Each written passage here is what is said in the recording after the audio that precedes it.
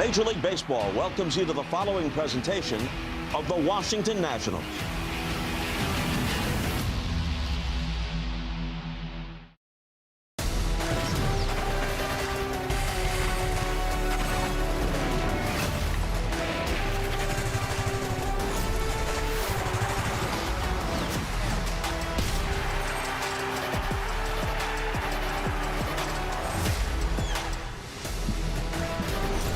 What a run of play for your Washington Nationals over the last handful of weeks. They enter this three-game series against the division rival, the Miami Marlins. 2 games over 500 at 31-29, and welcome to June, Nats fans. Your ball club is playing fantastic baseball, and since they last faced this Miami Marlins team, they are 5-0-1 in their last 6 series. Series victories over the Reds, Orioles, Braves, Guardians, and Padres. They split a 4-game series from the Mets. It doesn't matter who they're facing, playoff contender, not playoff contender. They're playing fantastic baseball, Kevin Franzen. We are now through 2+ months. We are 60 games into the season, and one thing is clear. The Washington Nationals are not a fluke. This team is playing really good baseball, and people around the league are starting to take notice. Take notice. Look, the one thing that you do have to feel is there's an expectation now that the Marlins come into town not playing well to win. Right? It's not just about like, okay, yeah, great, let's get another series win. Like, yes, let's get another series win, but we expect to get that. Yeah. Right? How do you do that? You go out, you hit, you play good defense like we saw all weekend. The last couple of weeks, it's been a lot better, and then we've seen the good pitching. So it's been a fun ride, and how do you continue to do it? Play consistently like you have been. Yeah, just keep on, as you like to say. Keep on keeping on. That's what Cade Cavalli has been doing this season. The first few starts of the year, maybe a little bit shaky for him as he tried to find his footing. He locked some things in mechanically, and Franny, the last couple starts especially, he's really been dialed in. I mean, and he's really been a 2-pitch pitcher. He's been curveball, fastball. And we just keep on going on the Cade Cavalli train from Tuesday at Cleveland, where we're just like, don't change anything. Just keep throwing curveballs and heaters. They can't touch it. Make the Marlins prove that they can hit that today, and I think you're going to see another quality start out of Cade Cavalli. He will go against the Marlins. They will throw Sandy Alcantara, who faced the Nationals the same day that Cade Cavalli squared off against the Fish at Lone Depot Park. Both of those guys getting a no decision in what was eventually a Marlins win. Well, James Wood tied for the second most home runs in the National League this season. We're going to show you all 16 of them here. Impressive swings all season long from the big slugger. And when we come back, we're going to show you his hardest hit and his longest so far in 2026.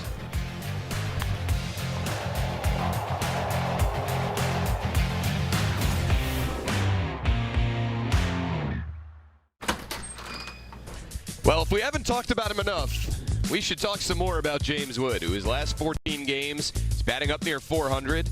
On base half the time, slugging well over 600, and scoring runs, driving in runs, doing pretty much everything, Kevin Franzen. The home runs are fun to watch, though. That's the stuff that we really like. So let's watch some James Wood homers this season. Yeah, and let's talk about James Wood for the first time in his hard hit homers. 113.8 was yesterday against Griffin Canyon, and it's at 21 degrees. That is a line drive. The one thing about these three, there are absolute rockets. How about the one to dead center against Ryan Stanek? 114.3. That was in the cold against the Cardinals. That one was amazing. And how about the one Oppo against Reynaldo Lopez on the 21st of April? 114.5. That is 1, 2, and 3 as far as his hardest hit homers this year. What about the longest ones? You got to add a little bit of launch angle on it. The old heads love that word right there. 441 feet opposite field. Matt Gage versus the Giants right there. Left on left, and then the one in Miami to lead off the game, May 9th. Oh my, 442 feet. We still think that was very, very limited on it. There's more, 20, 30 more feet there, Dan, on it? Here's a StatCast for his homers. How beautiful, how patriotic, how James Wood. Equal opportunity home run hitter. Most of them to the opposite field, but he's shown he can turn on one as well. And he yet again will lead off for the Nationals in the first game of this 3-game series against the Fish. Looking to keep this strong run of play going. First pitch coming soon. They are scuffling lately. 4-8 in their last 12. They have struggled away from Lone Depot Park this season, and they're riding a season-high 5-game losing streak as they enter D.C. So we'll see if the Nationals can keep them cold through these 3 games here at Nats Park. Well, Keibert Ruiz has been hot offensively, has been doing a great job framing, and lately he's been throwing out base runners as well. How about 3 of them yesterday? Couple, strike them out, throw them outs for Keibert. Lifted the boys over the Padres and some old friends. Now it's time to keep it rolling over the reeling fish with the Cy Young Award winner going for Miami in Game 1 against the red-hot Cade Cavalli right here on Nationals TV. And there is Cade making his way through the bullpen gate, ready to face a Marlins team that he faced 3 weeks ago at Lone Depot Park.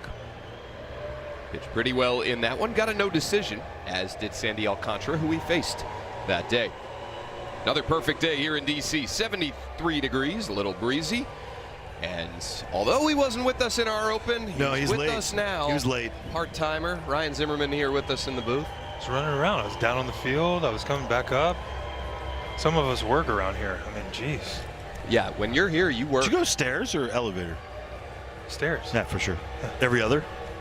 Every third. Good to have Zim here with us today and Wednesday. Yeah. Got to be home for Hayden's birthday tomorrow. Hayden's birthday tomorrow, but excited to be here, man. The boys are playing good. Just so much fun to watch. Yeah, 1 game out of the wild card. I mean, it's an exciting team. The one thing that has to excite you, just in general, is that the consistency part, right? Like we've seen this now from Marpril to May. We mix them. Marpril's way easier to say. But just the consistency of the at-bat. And look, with the weather has come a little bit more of the slug.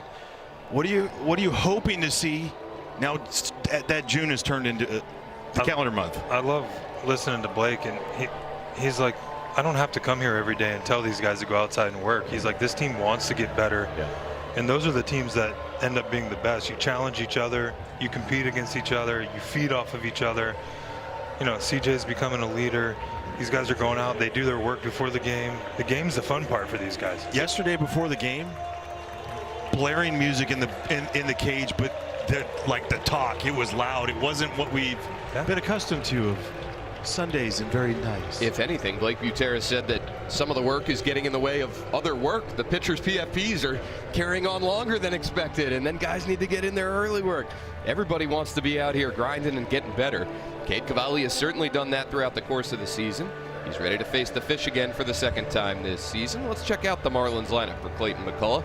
Liam Hicks will lead off for them for the 2nd time. They're trying to get things going offensively. So they put the guy who's got the 3rd most RBI in Major League Baseball in the leadoff spot as the DH. Otto Lopez will bat 2nd with Kyle Stowers behind him. Switch hitting Xavier Edwards, a bit of an unorthodox cleanup man, with Jimenez, Casey, Marcy, Mack, and Norby rounding out their 9. And they're going to be facing Cade Cavalli, this 6'4", 200. He wanted to be 240, 250. I'll say whatever he wants. It says 223 on the program, so we're going to go with that. 13th start this year, 3-3 with a 3.62 ERA, 59 2/3 innings. You see the strikeouts, love to see it. 7% higher in the strikeout rate than last year, and he's just slightly a bit higher, like an 8%, below league average when it comes to that. Here's his pitch arsenal, StatCast 3D, powered by Google Cloud. Forcing fastball, knuckle curve, sinker, sweeper. That has been it, really, the last couple weeks. That is what we have to focus on, because that is what he's dumbed it down a lot. Right? He threw 71 pitches last time out, 85 pitches, 71 of them. Curveball, four-seamer. Here's the defense behind Cade Cavalli with Dalen Lyle left field, Jacob Young in center, and James Wood in right. Meade and Abrams left side, Nunez and Garcia Jr. on the right with Keibert Ruiz behind the plate. Boy, have we gotten lucky with the weather this homestand. Every day, picture perfect.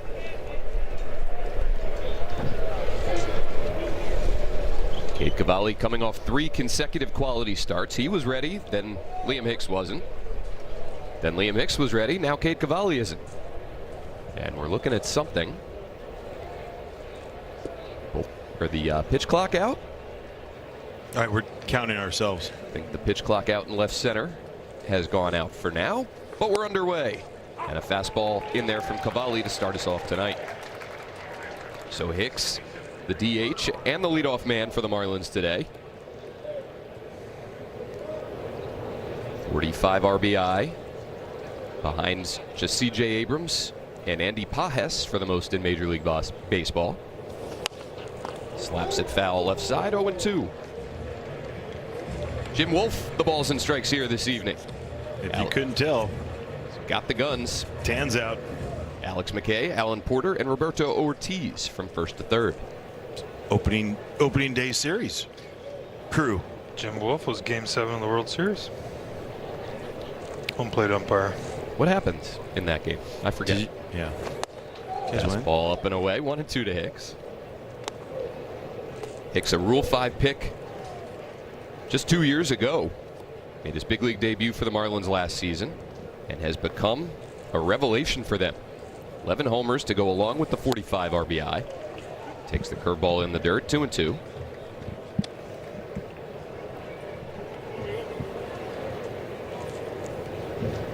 Even number of walks and strikeouts for Hicks this season, 20 of each. Yeah, the big numbers that he's put up, you would think tons of strikeouts, but that's not the case. And he's worked the count full after falling behind 0-2.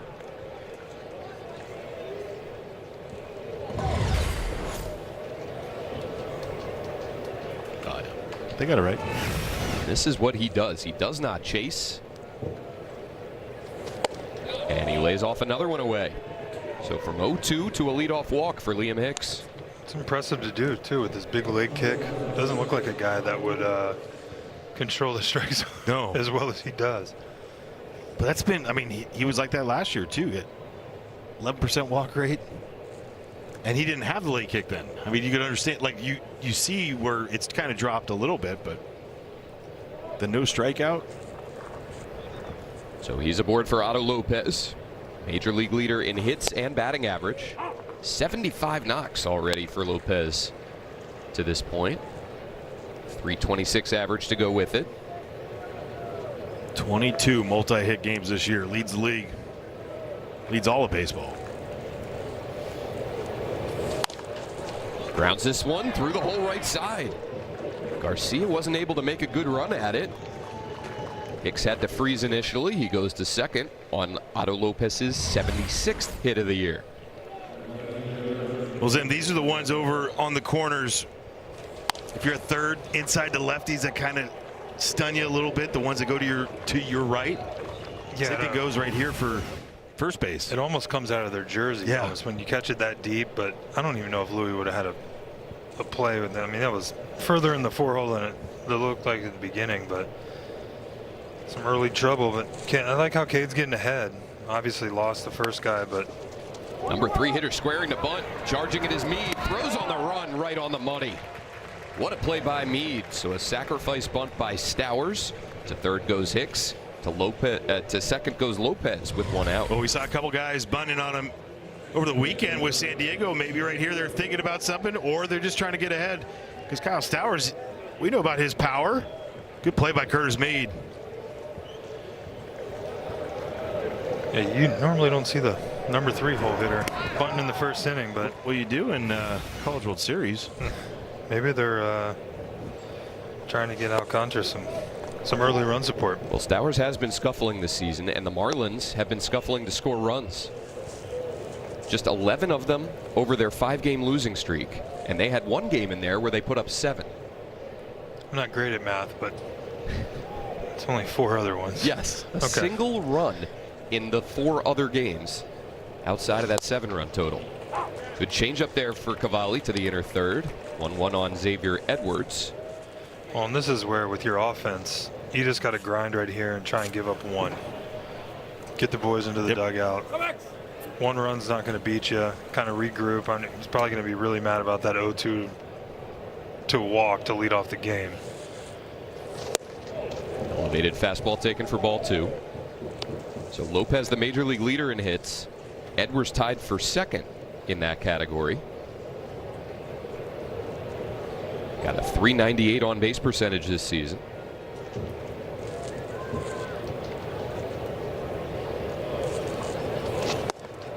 He lays off the curveball. 3-1. It's not the worst thing to. I don't want to say you want to walk them, but don't give in. Make them hit your pitch, and if it's a ball, you got double play everywhere. And so 2 walks in the inning now for Cavalli, and they're loaded for Leo Jimenez.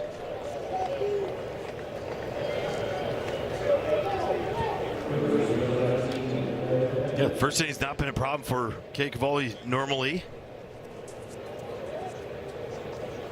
But you go through these stretches, these moments, you just got to think in the positive way. One pitch away from being out of the inning.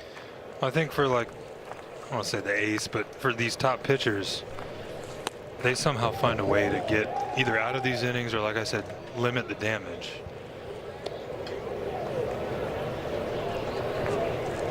Ball 1 to Leo Jimenez.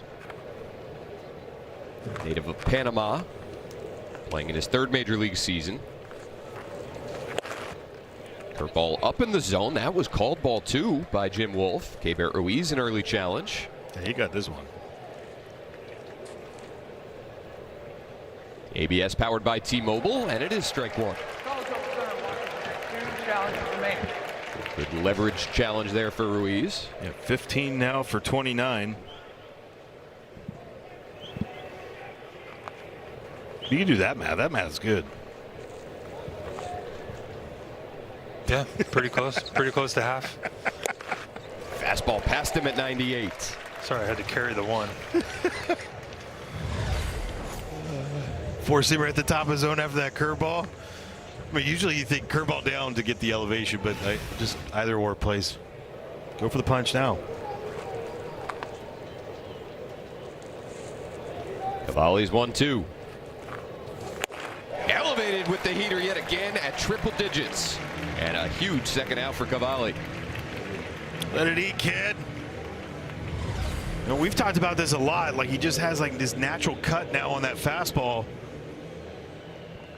Used to be that ride in to righties, but after post-surgery, it's wild to think about, but just let it eat. Well, I just think, too, he's going to learn how to pitch. And talk about, like, Verlanders and people like that that have 100. You know, they pitch the first 4 or 5 innings like 94, 96. And then when they need something, or like that last inning where they know it's their last inning, they let it eat. So, I mean, this guy's such a good athlete. It's incredible. Now he gets Owen Casey with 2 outs and the base is still loaded. Casey, 23 years of age, acquired from the Cubs this offseason in the Edward Cabrera deal. Got off to a hot start to the season, then slumped for quite a while. But his last 9, batting .370 and slugging over .700. That's good. Look at the RBI. We were there last, didn't have that even close to that. Yep. Takes the high fastball, 2-1. We were talking to Justin Morneau about him because he had him during the WBC. He's like, this guy literally wants a hit every time. He thinks he should get a hit every time. He goes, not the worst like way to think about things, but he goes, their snappage is there. Snappage is real. Count leverage now for Casey, 3-1.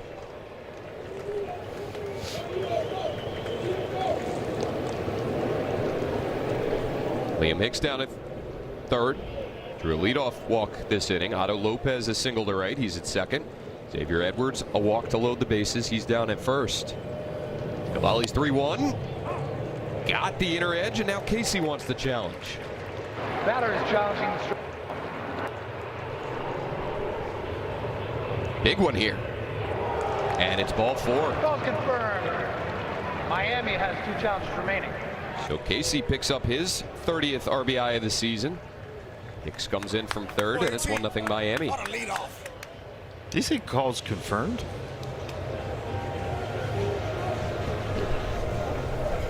Whatever he said, it's a walk and the run scores. Well, and like we talked about when it was 2nd and 3rd, you know, he's giving up 1 run. I think it's a good meeting right here because, you know, you just walked him, you walked a run in, you could be like, oh man, like if you just get out of the inning right here, it's fine. Right. You know, what you need to do is, like, I'm sure Simon was just telling him, just, hey man, just you're one guy away from getting out of the inning. We're not going to lose 1-0.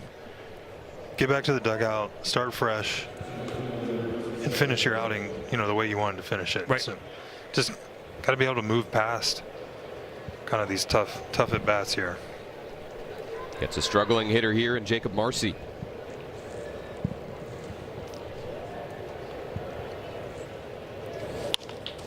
Fastball hit down to first. Garcia on the backhand, nicely done. Flips to Cavalli covering.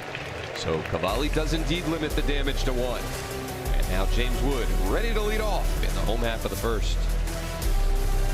Go on. Marlins make Cade Cavalli work. They get just 1 in the top of the first. Here's James Wood striding to the plate. He will lead off for the Nationals for the 61st time this season, with Garcia, Meade, and Abrams behind him. Galen Lyle, the number 5 hitter. Young, Tenna, Ruiz, and Nunez round it out.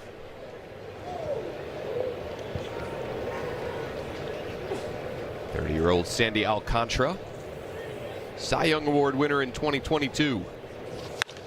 And James Wood lines the first one that he sees out to shallow center. In to get it is Marcy. Well, Sandy Alcantara, the 6'5", 200-pound righty, making his 13th start, coming off 2 really poor outings, back-to-back 14 earned runs and 19 hits given up in the 11 2/3. But he likes pitching here at Nats Park, so maybe it's a comfortable mound, comfortable setting for him.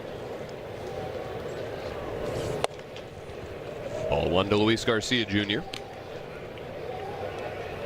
Garcia saw Alcantara well 3 weeks ago when they faced off head-to-head in that May 10th matchup. 2 for 3 with a double and a triple.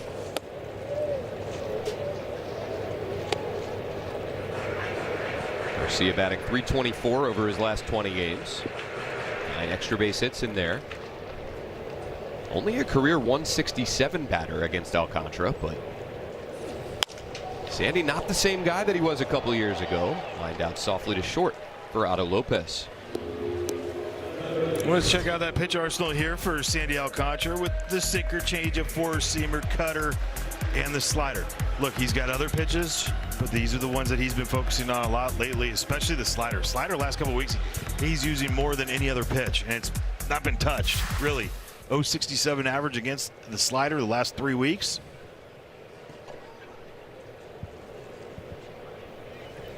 Got 2 outs on 4 pitches. Now faces Curtis Meade.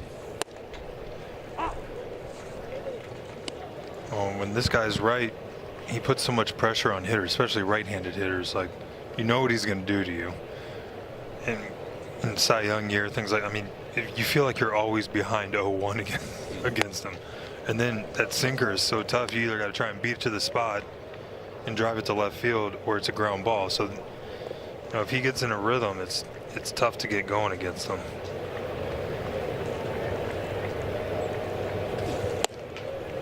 Left the breaking ball up. Misses. 2-1 to Meade. Had a big series on the weekend against the Padres, but he's had a big series against pretty much everyone lately. Against San Diego, 3 for 9, double homer, 2 walks, 5 driven in. There it is, pulled down the line, just foul.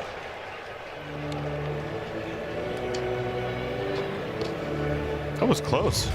Well, and that's what you have to do. I mean, you know he's coming in with that sinker. That was real close. It's just so hard to keep it fair. I mean, it's not like 91, 92. It's 97.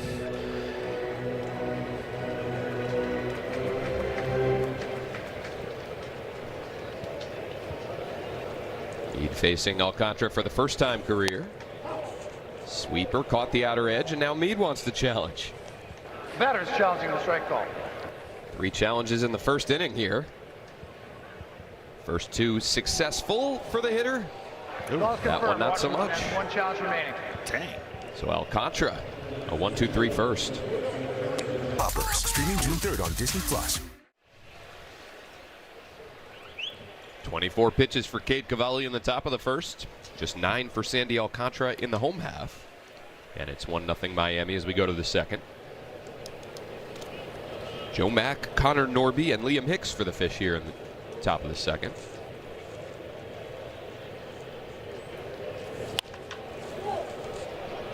fouls one down the left field line. Unreachable.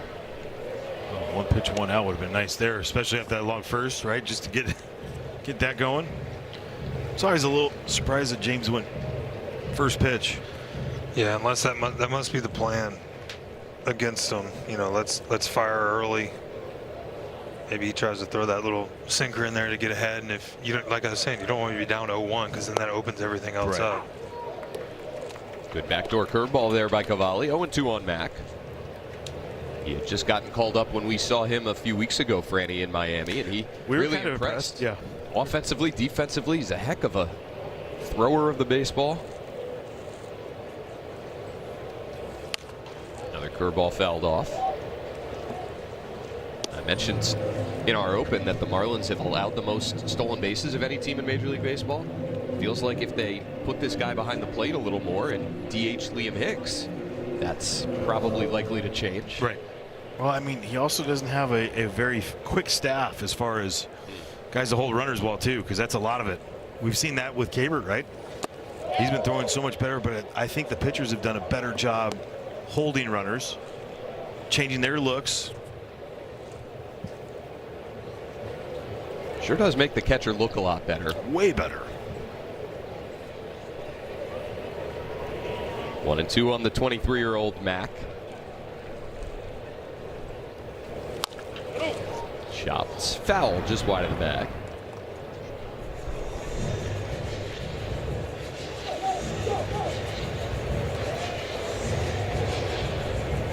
That first inning for the Marlins kind of indicative of how they've scored their runs this season. Just some walks, singles. They're not a team that hits for a lot of power. Third fewest home runs of any team in baseball. Averaging nearly 49 plate appearances per home run.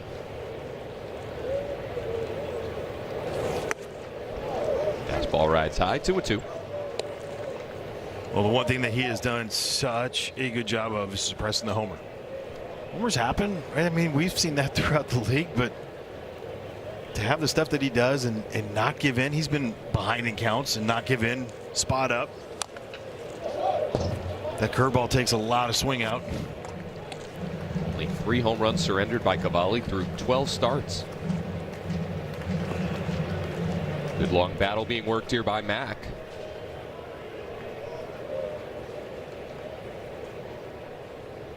Guess since we saw him a few weeks ago, this would be the return of the Mack. Sorry. See what you did there. Fouled off again. Stays 2-2. He's got the dad jokes.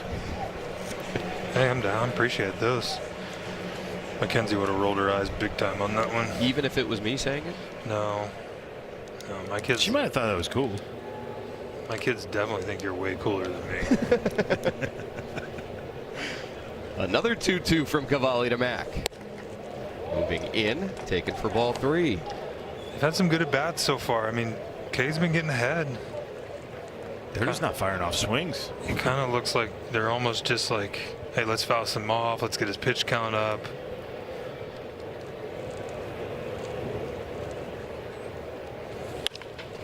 And then a lace single through the hole. Well, that's where I think like the next step in a pitcher's maturing is when you get ahead 0-2, maybe don't always go for the kill. Somewhere Max Scherzer's hating that I'm saying that, but you know, you got to learn how to, like, you know, just get that soft ground ball every now and then. Right. That's how you pitch into the 7th inning. And Late.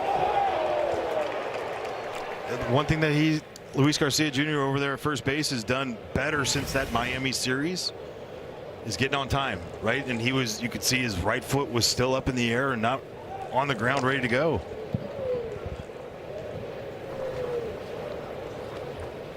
Second straight inning with the leadoff man aboard for Miami. Back on for Connor Norby. And those plays right there that aren't made sometimes is when at bats get to that 7-8 pitch, and there's been a few of them so far. You don't try to be like that on the infield, but you do fall back on your heels. The rhythm isn't there yet.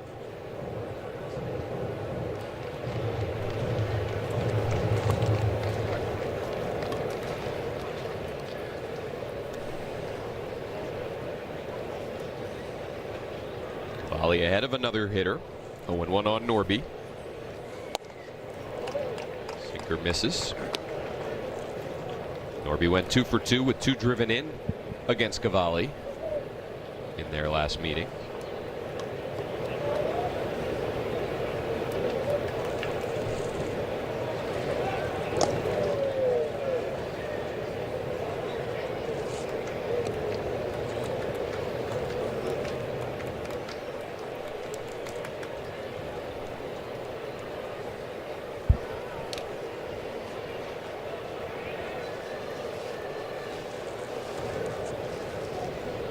Cavalli's 1-1. Popped up. Garcia will come in. Fair territory as out number 1. Well, for the first time since May 24th, great day. My birthday, my bad. 2005, Brian Schneider did it. Kevin Ruiz threw out 3 base runners. Technically, he threw out 4. We had 1 drop in there. Look at how quick he is to get up. See him cheat with his feet. He goes from the one knee, gets up into the throwing position quickly. And that's how the game ended. Peyton Beater loved it. We all loved it. So we tied Brian Schneider with the 3 caught stealings in a single game, but Schneider had 14 innings in that ball game in which to do it. Oh, so you're calling out Brian Schneider? I am, by name. Keibert Ruiz, the only catcher in Nationals history to throw out 3 in a 9-inning ball game. And as you said, Franny, should have been 4. Pulled foul by Hicks, 1-1. Did you see it by chance? Jorbeat had him, had the tag, went to was coming back from the tag and just out the glove. Like, oh man, because it was a great throw, and the where he is missing to the right side of second base side, allowing CJ, Jorbeat, Asim to lay down great tags.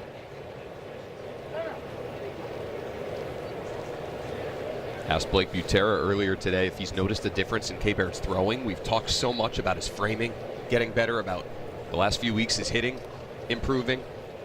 And Blake said he's been working with Bobby Wilson on a throwing program and trying to get stronger, like trying to actively strengthen that arm throughout the course of his season. He feels like it has improved.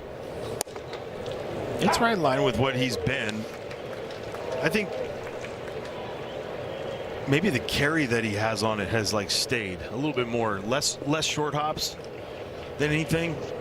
He had one on CJ, but for the most part, it's been in the air, right? And he's throwing, he's accurate. I've told you, he reminds me so much of Benji Molina. Benji didn't have a great arm, Cavalli, but he was quick and he was accurate. That's all you need to be, right? And if your guy's going to give you a chance to do it.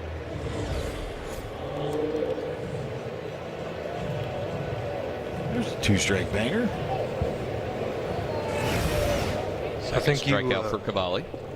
You talked about his footwork too, Franny. I think everyone talks about arm strength and catchers using their feet and getting your shoulders turned to where you want to throw. I mean, makes you more consistent to put it where you want to put it. Well, he's been engaged, right? Doesn't get relaxed in that one knee stuff. You could see him kind of cheat. His leg will kick out and back in if he feels the guy's going for a stolen base.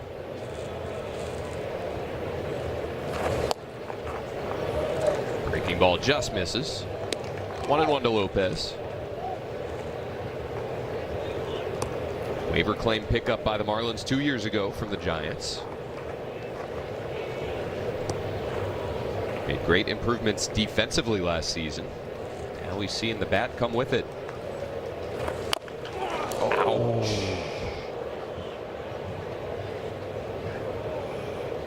That'll slow him down a little bit. Holy cow. That hit him. That was so square. Our field mics picked that up, reverberating around field level. I still don't understand why people don't wear the Evo shields or whatever it is. I think he has one on, doesn't he? But not the foot part of it. Or is that their socks that it made it look like he had something on there? He's done. He's going to come out of this game. Is he or not? They took the helmet they were going to. Well, while we've got a second, why not go back and look at that Brian Schneider 3 caught stealing game? Zim, this your buddy, watching him work. Yeah, one of the best to ever do it. Oh, what a tag. Jamie Carroll. What a mask. Schneid's probably should have won 2 or 3 gold gloves. It's behind, was it Matheny that was winning all the gold gloves then? You know, Schneid's not bitter about that at all. Not at all. Not at all. Never. He's coaching the 18 and under Team USA team. Is he really? Yep. That's awesome. Really cool.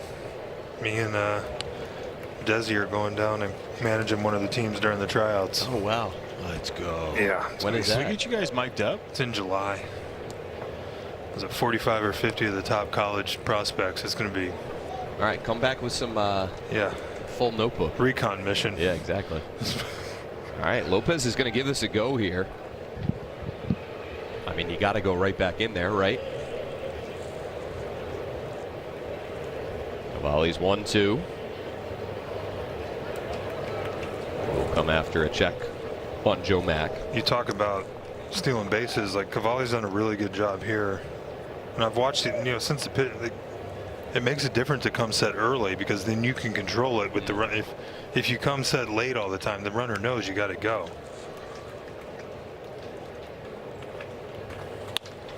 Fastball away, and Lopez slaps it through the whole right side. 2 for 2 in his first 2 innings. And there's 2 on with 2 out. He was just trying to do that. So I wasn't going to say it because a former hitter, you hate hitting one off your foot and you're like, yeah, the jerks that go back inside, they're messed up. I would, you got to go in.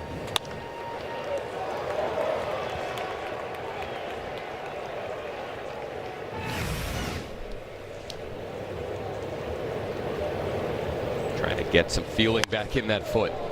Stowers sends one out to deep center. Jacob Young back, drifting with it, still back. And a couple steps in front of the wall, he has it. So Cavalli strands 2. C.J. Abrams ready for his first at-bat of the night. Nats trailing by 1. Thanks. Let's check out the Marlins defense behind Sandy Alcantara. They have 41 errors on the year.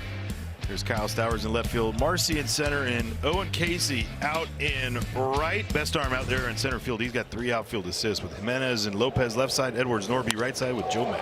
And C.J. Abrams a line drive out to center. First hit of the day for the Nationals. A leadoff knock for Abrams, bottom 2. He's now reached base in 19 of his last 20 games. Just a sweet swing down and away. We saw a couple of these yesterday in his first at bat. Just a beautiful swing, staying long through it. Oh, so like we know that the bat speed's there, but it looks like he's barely swinging. Oh, another 0-0 swing right there too. So it does seem like getting after him early is kind of the way to go. And Lyle hacking on the first one. This is what I love about this team is like They get you in different ways.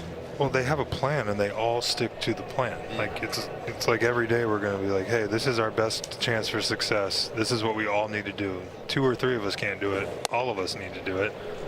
And let's put pressure on the other team together. You ready for his batting average first pitch this year? He's 15 for 24. Wow.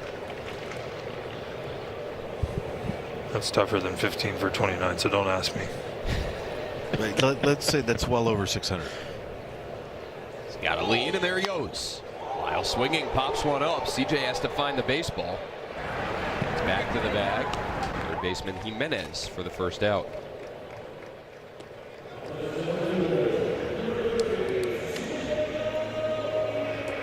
So 1 down here, bottom 2.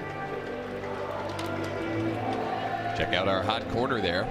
Second most runs scored through 60 games of a single season in team history. And Zim, you played on a lot of those teams that were loaded with veteran, high dollar figure, proven players. And this Nationals team, through 60 games, besting many of those teams.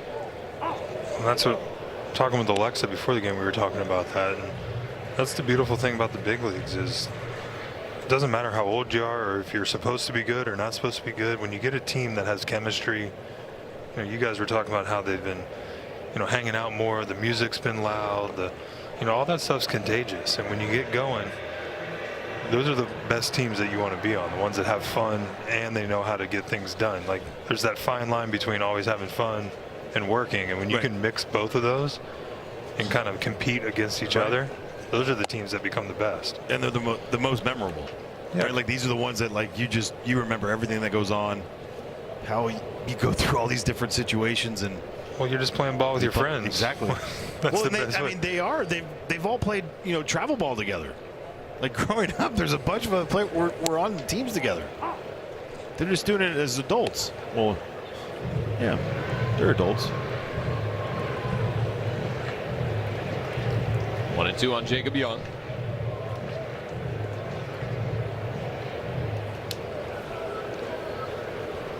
I think you got to put some people in motion against him too. Abrams holds as Young takes ball 2.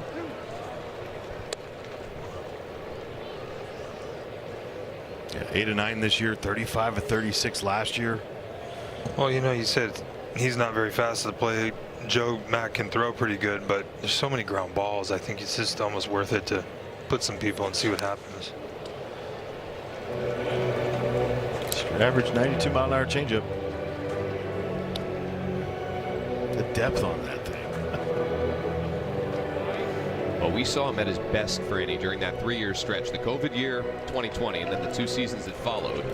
Over those 3 years, a 2.74 ERA, averaged 6 2/3 innings per start. Was as consistent, if not the most consistent, starter in baseball. Oh. Young drives one to deep left. That ball's touched. Stowers back, looking up. It's out of here. Dad strength from Jacob Young. Now 8 on the year for JY, and the Nats have a 2-1 lead here in the second. Zim, perfect example. Staying through a baseball. I get beat a little bit, but you just stay through it and you clip it perfect. This curveball up in the zone just enough. And JY with another. May was not a fluke. He started off June with another. I mean, we always talk about too, when you can get fooled and you can be out on your front foot, but if you keep your hands back, you still have enough juice to do damage. And just watching the change in him this year has been unbelievable. And I think when you talk about guys like Jacob Young, like Keibert Ruiz, who has made big changes this year, those of us that have gotten to know these guys, you feel so good for them because they're really high-quality human beings and they work so hard. Here's the curveball, stays up and just full on. Look, if he's down through it, right, like just thinking ground ball, put a ball in play, he's going to do that. He was still trying to elevate. Jose Tena grounds one out to second. Play made by Edwards for the second out.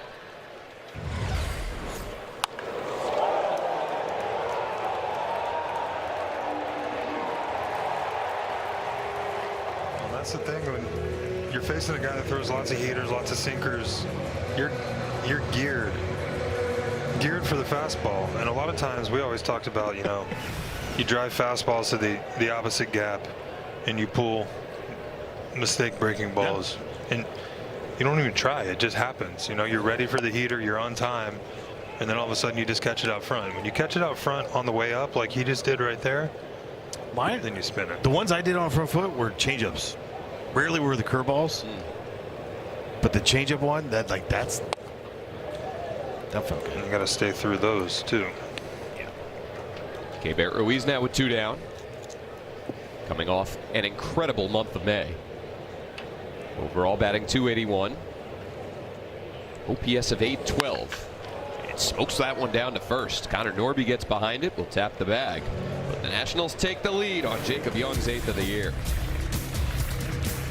Just enjoy it, get it through it. Short to it, long through it, 2-1 Nats.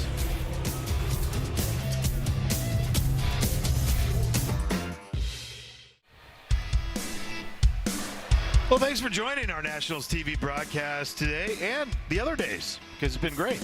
Stream Nationals games at home or on the go for just $19.99 a month, or the new price, $74.99 for the remainder of the season. Start your 7-day free trial now at nationals.tv. What a deal. What savings. Top three we go. And Cavalli retakes the mound with a lead. Whereas in strike one to Xavier Edwards. Quick inning. Much needed. 46 pitches for Cavalli through his first two. Guy who has been efficient enough over those last three starts to deliver three straight quality starts.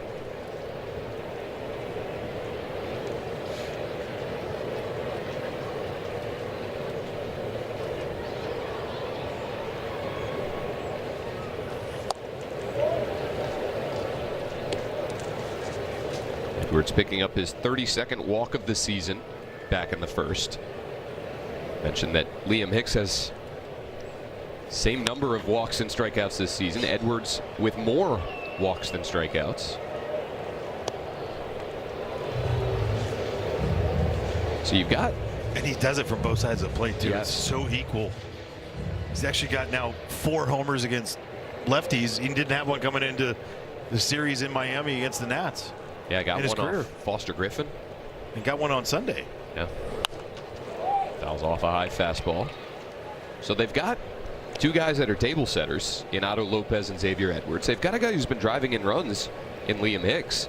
But it kind of feels like some of these other guys that they expected to be more of a presence in the middle of their order, Stowers or Casey or Marzi, just haven't been there as consistently as they've been needed to this opening couple months of the season.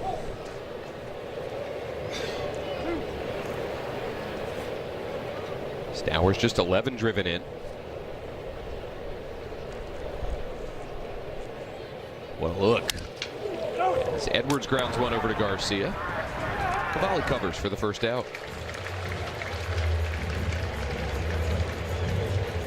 So that look that we just showed you from our backstop camera there, that's going to be our look tomorrow night, Franny. We're going to be calling a game from the first row right behind home plate. Who's umpiring tomorrow night? That would be Alex McKay. I don't know him, so we're good. You're going to hear us, Alex. Oh, yeah. That's our spot tomorrow. You guys gonna order any food, or? I don't know what our budget is. We're technically in the Terra Club, so I think it's all free. Yep. Nothing's free, Dan. One away for Leo Jimenez, who takes ball one.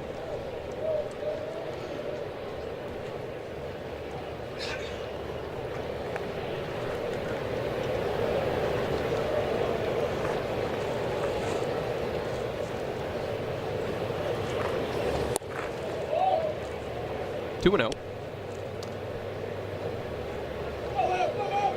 Nationals have been led by their offense this season. Talked about that so much, but their last 10 games, pitchers have posted a 2.18 ERA, lowest in baseball.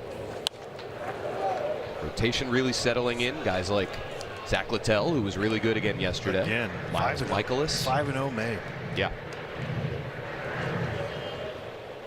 And then the bullpen rounding into form. Guys stepping up in more leveraged spots than they might have been accustomed to in the past. I think the number one is, I mean, we've talked about this plenty, Orlando Rebalta, what he's been able to do in those situations. I mean, coming in again yesterday, second and third, only allowing one. I mean, he's been awesome in those leveraged spots. And how would you not know? Like, how would you know if you didn't throw him in those and they get these opportunities to do it? Grounded out to short for Abrams on a couple hops, picks the short hop, and throws out Jimenez. You better say those nice things to Orlando Rebalta when we have him on headsets next half inning, Freddie. He's going to join us from the bullpen. Speak nice about him behind his back and to his face. Yeah, to his face too, because he's huge. But yeah. It's an intimidating presence, boy. One of those gentle giants, though. 2 outs, nobody on for Owen Casey.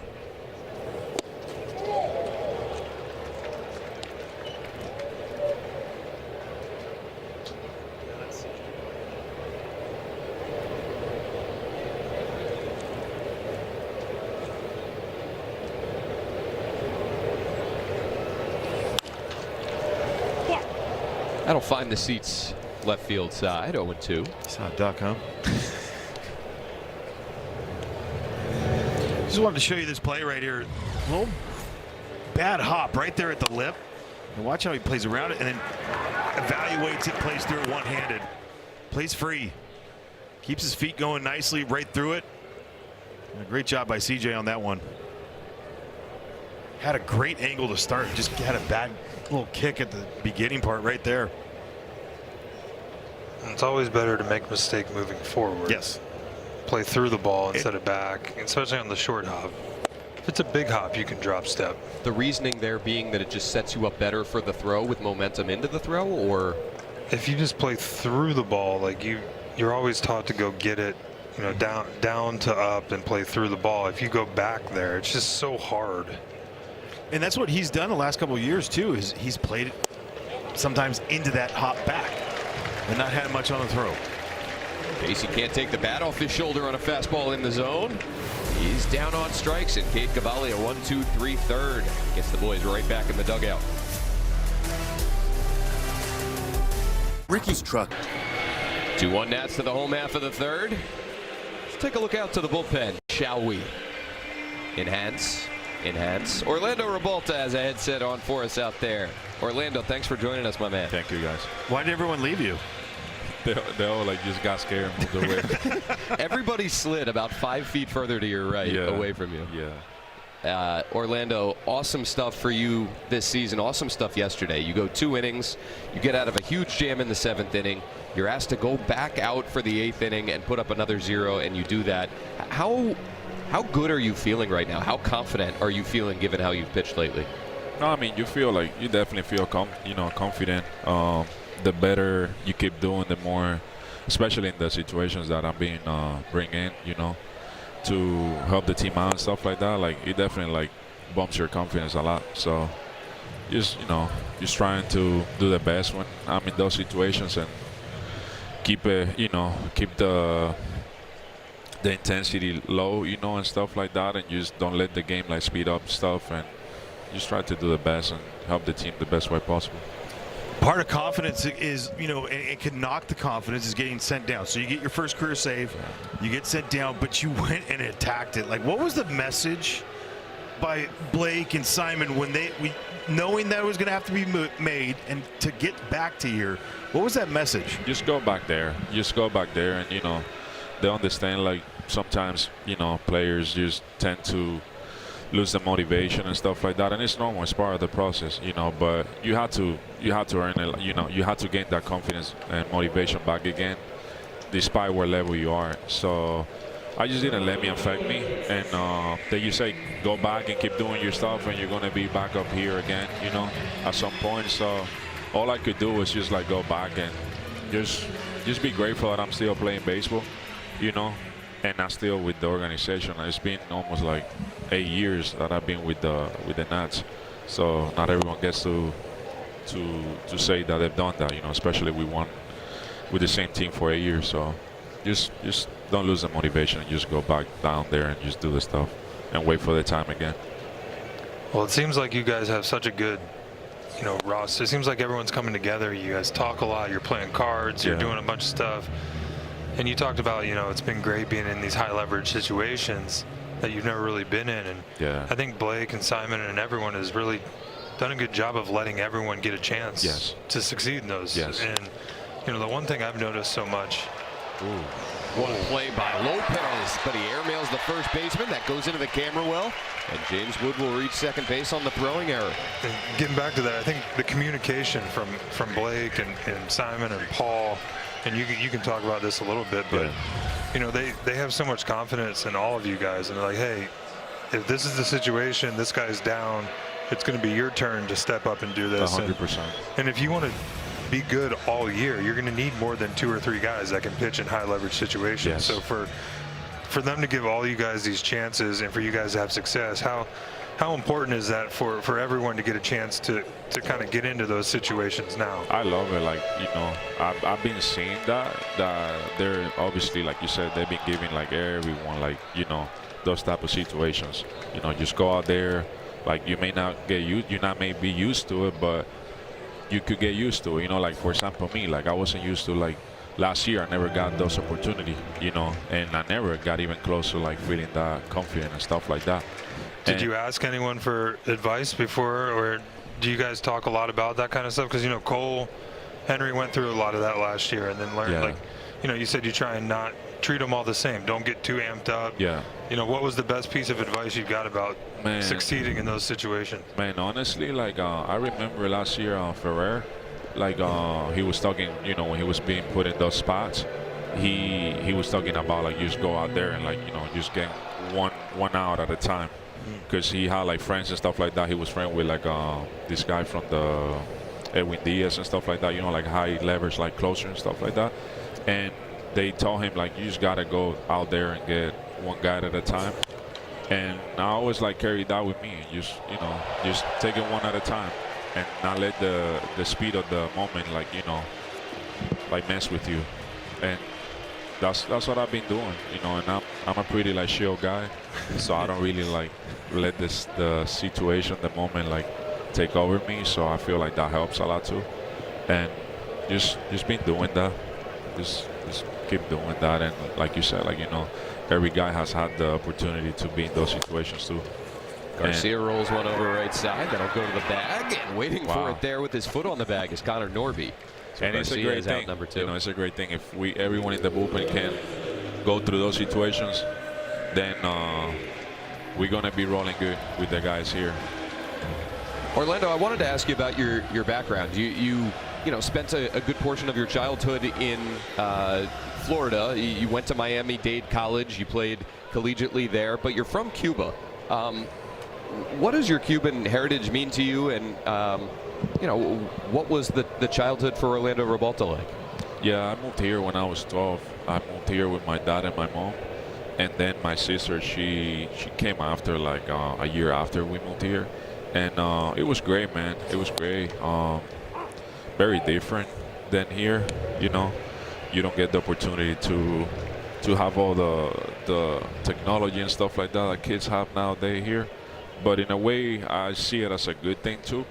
So it was great. I wouldn't trade it for anything. You know, I love where I'm from. I love this country too. It's giving me like opportunities that never in a lifetime I thought I was going to be able to like fulfill. So I'm very proud of, like, you know, what both countries have given me.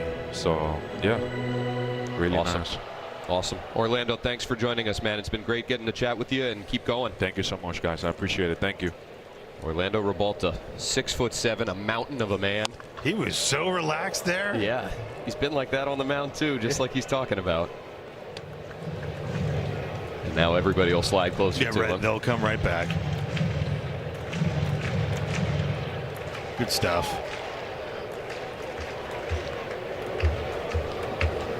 Scoring opportunity for the Nationals here in the third. Curtis Mead up with James Wood at third. Another chopper foul. So the Nationals making Sandy Alcantara work these last 2 innings. Got to him for 2 runs in the second.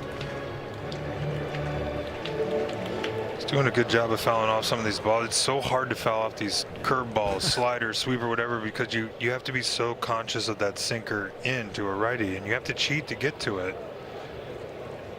See if you can get a mistake here now that he's fouled off a couple. His at bats, my goodness, like someone taking advantage of an opportunity. Yeah. We talk about it with Orlando. Same thing goes for Curtis Mead. Have that runway. Just the quality of a bat every single time up.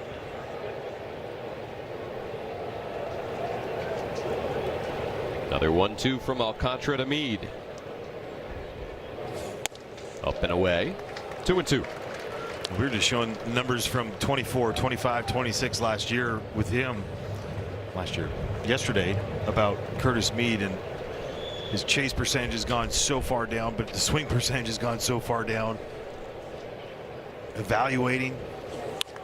And he smokes this one down the line. That'll bring in another run, and Curtis Mead gonna try for 2. Throw on the way, beats him to the bag, and he's called out by second base umpire Alan Porter. But Curtis Mead has doubled the Nationals' lead. He's driven in his 26th run of the season. Stays red hot with the lumber. 3-1 Washington. new Dulcolax gummies for daily gut support. The fourth inning of Nationals baseball is brought to you by your Washington area Toyota dealers.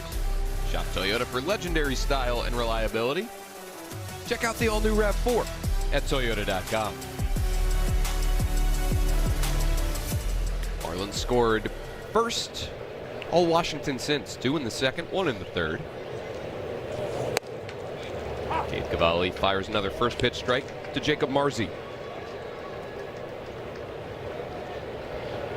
This is a big inning here. If you can get a quick inning,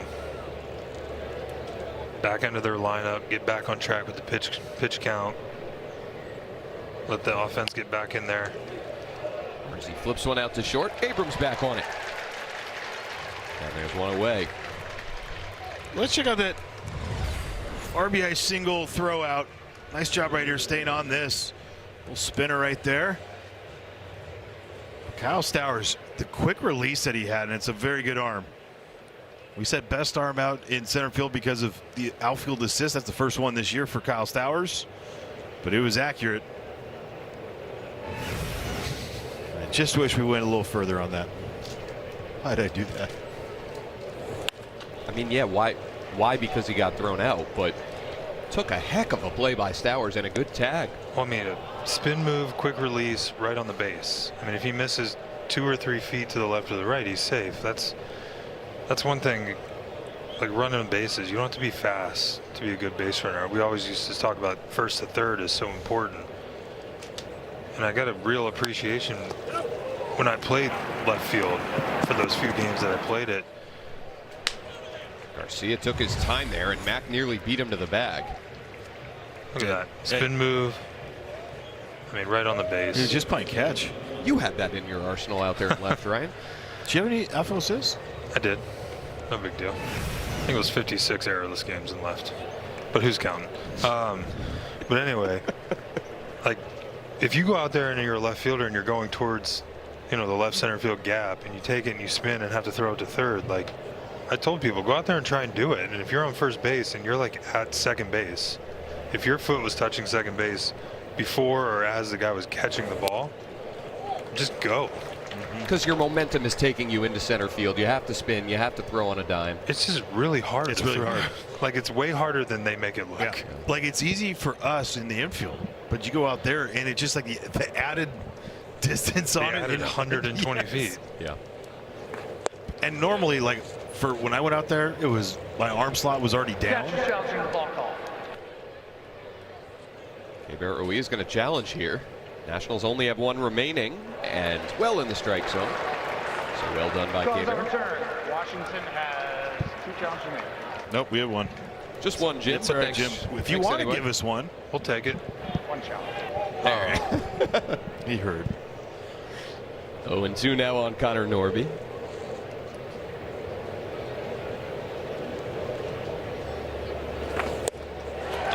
That's a 3-pitch K from Gabe Cavalli. Good morning, good afternoon, good night for Connor Norby. Make it 7 straight retired now for Cavalli. Kids eat free. C.J. Abrams to lead off here in the 4th. Picked up a single to lead off the 2nd inning, and here are his ranks coming into the game among National League shortstops.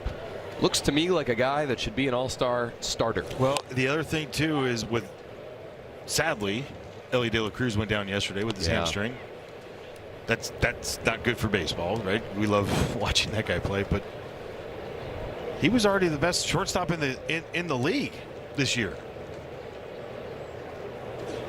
You're saying even before Ellie's injury? Yes, even with like what he's done, it's those numbers are starter worthy.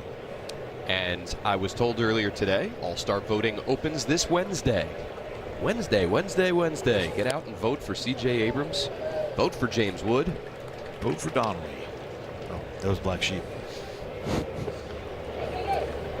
2-1 now on Abrams.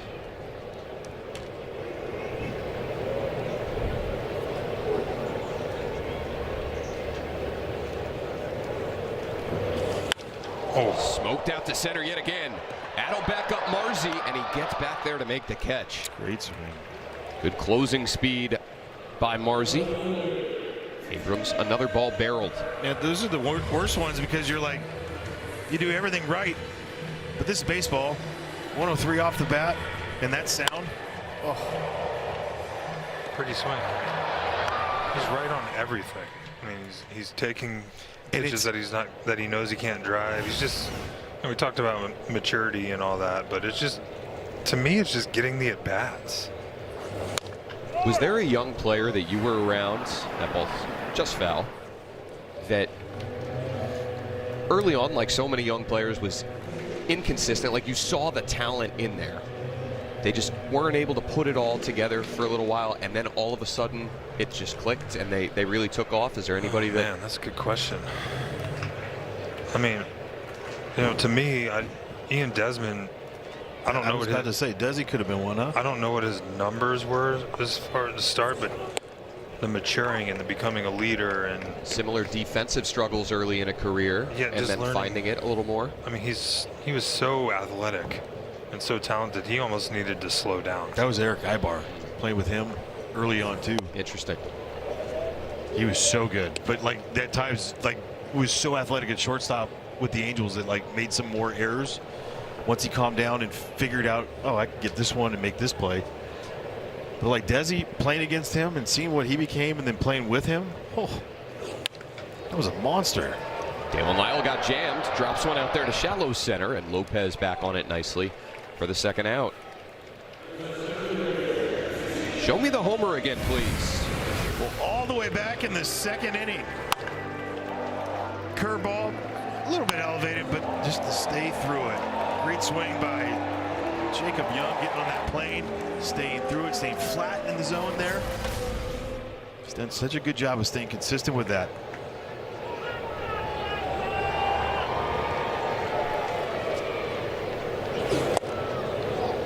Backs away from the sinker at 99. How about this for JY? Last 16 games now, batting .333 with 5 homers and 10 driven in.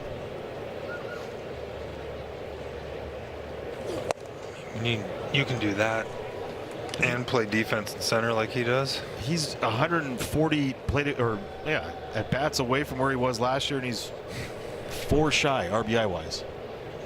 Right? I mean, that's the other part. Like, he's doing damage. He's driving in runs. He's not stuck in the 9-hole telling him to bunt. Big 2-out hit the other day. But like these type of bats too, were 2-0, okay, I'll take it. I'm okay with that. Yeah. Like what you've talked about a lot, just doesn't mean that it's a full go, full send. It's got to be your pitch there.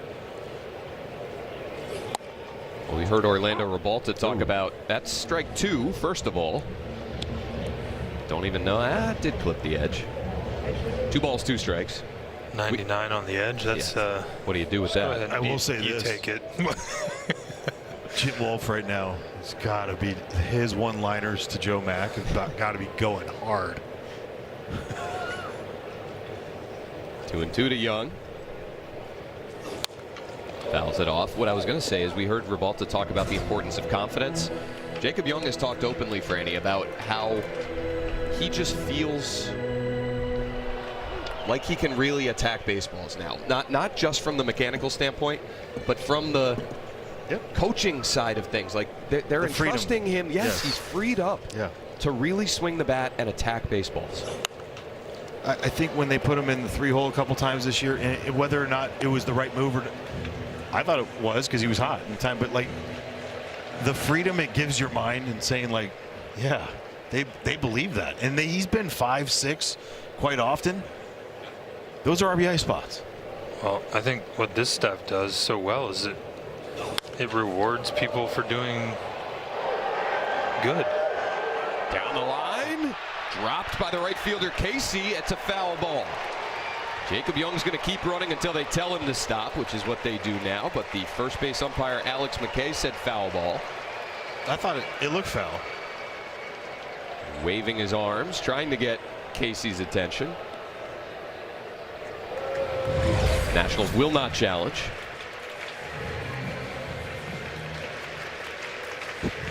He's angry. Warner, he was right. It's closer than you think. Definitely not an easy play, though. Not an easy play, but man, I ran that far. Got that dirty. My leg is all jacked up from sliding on that thing, and I missed it.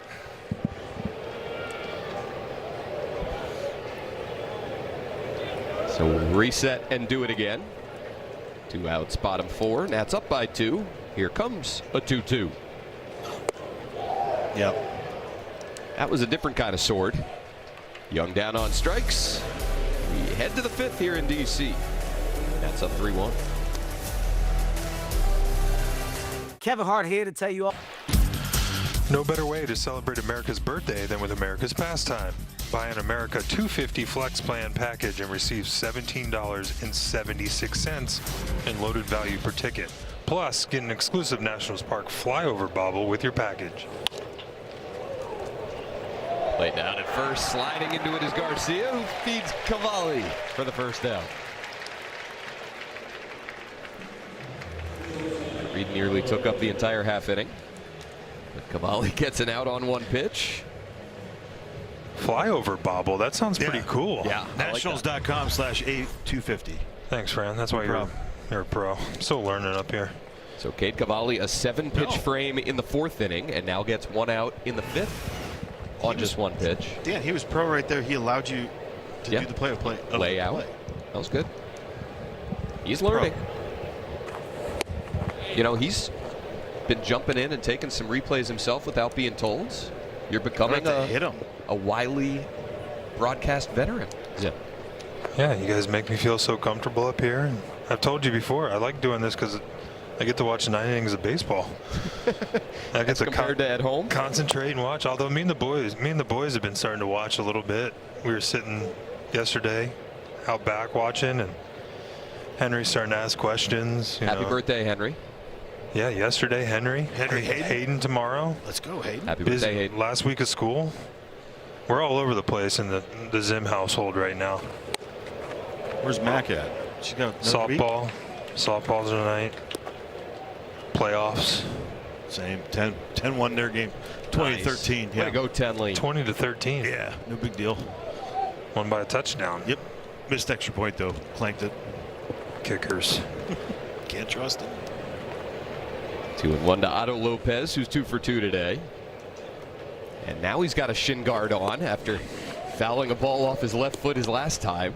Shin guard and foot guard. Smart business decision there.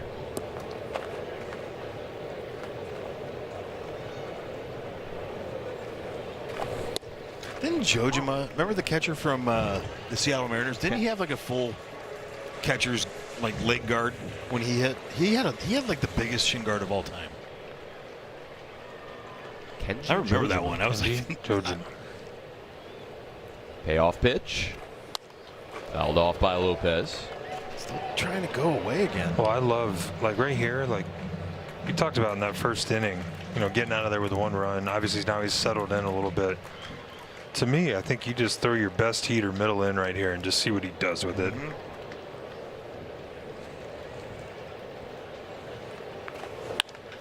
Left it hard of the plate, and Lopez sends it out to right center. Jacob Young chasing after it, sets his feet, but Lopez cruises into second with a 1-out double. He's now 3 for 3 and picking up hits number 76, 77, and 78 of the season here tonight. That's his 7th 3-hit game this year. Up and in. Yeah, that's a good pitch. That's exactly what you want him to do in that situation, right? I'm okay with that. Yeah, I'd rather him do 100%. that than walk. And I agree with you. That's a good, really good piece of hitting. I think that, yeah, it's ties for a league high now in 3-hit games with 7.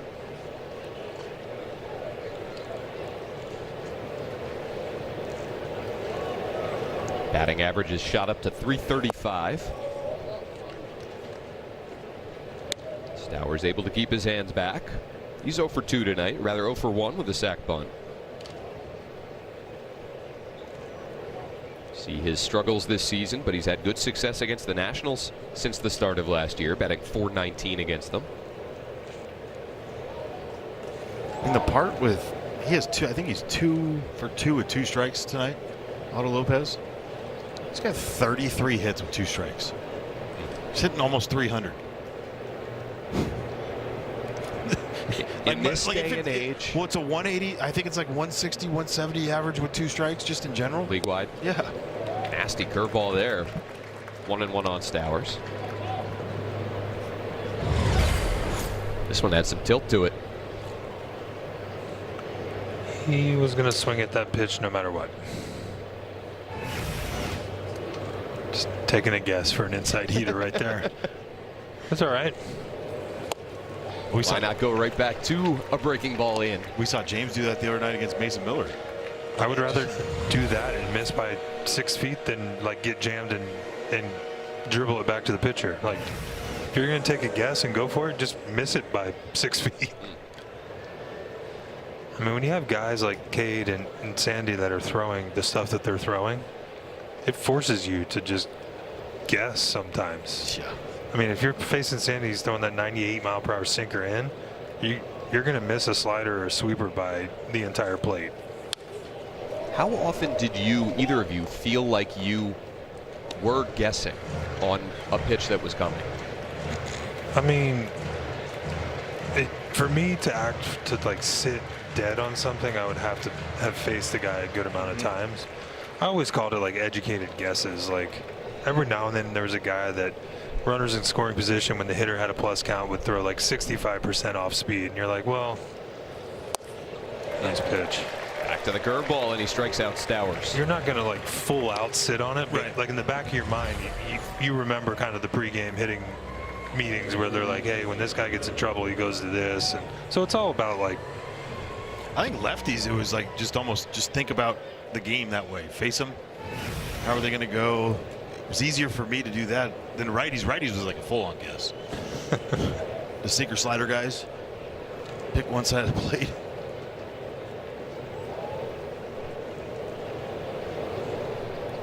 Brandon, you talk about that quite a bit, is maybe not sitting on a specific pitch, but looking side of the plate and then being able to adjust, whether it's off speed, whether it's heater. Well, a lot of it has to be the confidence in yourself. And there was a lot of times I did that and then was not fully, I would say confident in that plan. Like, you're like, okay, I'm going to do this. And then the moment he's about to throw it, you're just like, I don't believe it. No, and it's the truth. And I think it was easier to hit as a pinch hitter at times because you're just up there free, right? And you're going up there doing that. 1-0 to Edwards. Will come after an inside move. well, I think like on a guy like tonight, like for me against a guy like Alcantara, I would look away, middle away, because it would keep me off of the sinker in.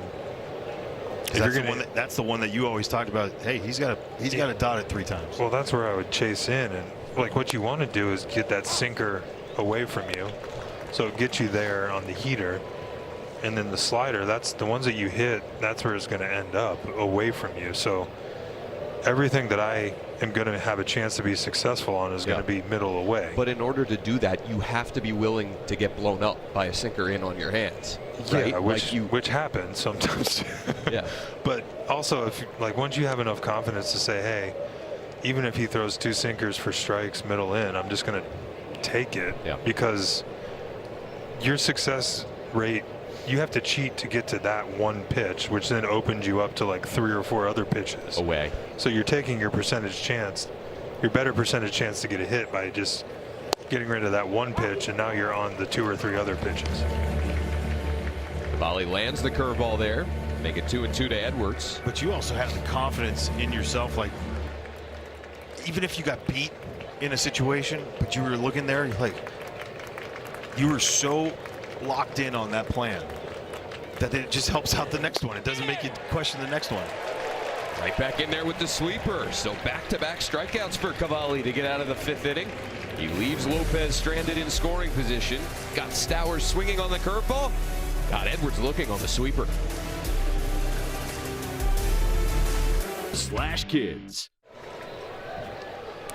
3-4-0 Nats, 1-4-1 Marlins as we go bottom 5. 7, 8, 9 due up for the Nats here. Tena, Ruiz, and Nunez.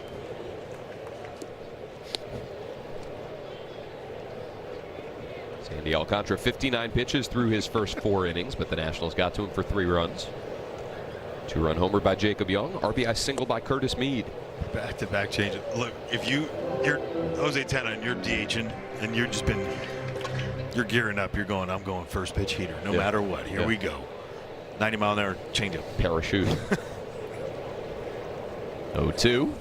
Back to the changeup. Tena grounds it up the middle. Edwards throws him out for the first out, bottom 5. So you want to talk about an in-season turnaround. How about Keibert Ruiz offensively? Marpril, as Franny likes to call it, on the left. May on the right. Same number of starts. Nearly identical number of plate appearances. More than double the homers. More than double the extra base hits. Batting average more than doubled. Slugging percentage way more than doubled. That is turning your season and potentially your career around. Swings first pitch and pops it up left side. Good setup, man. Hey, control what you can control. Well, I mean, it's funny because he's still not walking. He's still not walking, you know. 2 on the year. So if you're not going to do that, basically kind of what they, in a very abbreviated, way less complicated, they basically just told him to try and start hitting the ball as hard as you can, you know. The contact was not the problem. It was the weak contact that was the problem. He's still going to chase, right? Like he chased at a higher clip in that, but you're not going to take the player out of who he is. So let's get the best out of what we can with what he has to offer. That's what this staff has done so well. Yeah. And they're like, listen, you swing, you don't walk, you hit the ball almost too much.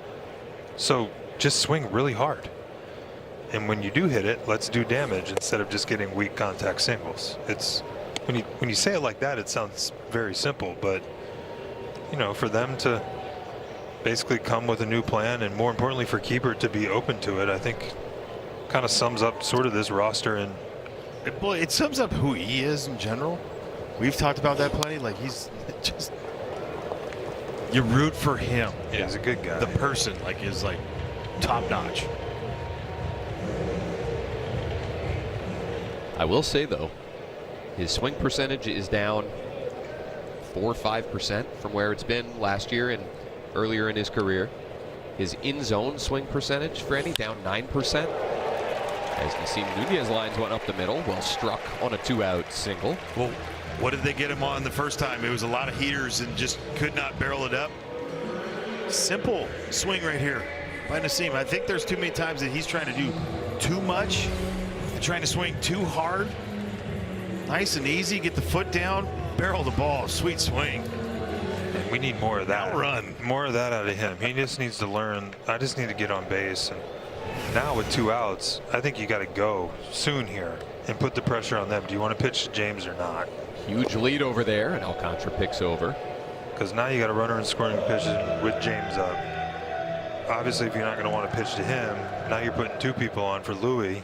So this is what the 8 and 9 guys getting on due to the other team, especially this guy that can basically turn it into a double. Now you got 2 picks, so they're willing to take that balk right here too.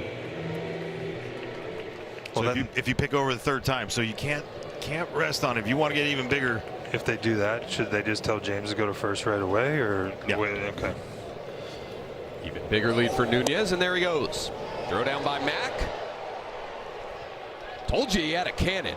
And even with that lead and Nunez's speed, Joe Mack throws him out. He's talking about the blocking of the base again. This is a problem with the Marlins? Is that part of it? No, he received it right. Just slide in. Well, Kay Cavalli, after a rough first inning where he gave up 1 run, he found his stuff, elevating the heaters, breaking balls down in the zone, fastballs middle, top, more sweeper. I mean, he's had the spin going of late, and the high 90s fastball. 6 punch so far for Kay Cavalli in his 5 innings of work. Back to the mound here in the 6th with 86 pitches thrown. All 15 outs. Well, to me, that when you can get that many outs in the zone, you know, people ask what the biggest difference is between big leagues and minor leagues, and if you're a pitcher and you can't get people out by throwing strikes in the zone, you're not going to last very long in the big leagues, because big leaguers usually don't swing at balls. That's the biggest difference from like high A to double A, and then you know, a lot of these guys have these ridiculous numbers in the lower A ball league because everyone swings at everything, and then once you get up a little bit, got to be able to get guys out in the zone. Fastball in the zone, laced through the box by Leo Jimenez. Snaps streak of 9 retired in his last 10 faced for Cade Cavalli, and a leadoff single for Jimenez. We had shown him earlier, right, the top of the zone with that fastball that he struck him out on. This tried to go up top again, didn't get all the way up there. And that's going to do it for Cade Cavalli. He'll go 5+ here tonight. Blake Butera going to come take the ball from him. And Richard Lovelady will come out of the Nationals bullpen. String of lefties coming up for Miami, who trails by 2. Saving. Cade Cavalli frustrated with himself. Still a solid outing tonight at Nationals Park. He gets 15 outs, allows just 1 run. He's responsible for Leo Jimenez down at first. And now here's Richard Lovelady, first out of the Nationals bullpen tonight. Yeah, 24th game on the year. He's got his 3 starts. He loads up the entire stat line with everything. Big thing for him has been that walk rate. A 15% walk rate, high. Got to control it in the zone, find a way. The righties this year, he has dominated. A 208 average, 350 average lefties against him. And yet, they're going to pinch hit for the left-handed hitting Owen Casey with Heriberto Hernandez. All righties on the Miami bench tonight. Hernandez taking ball 1.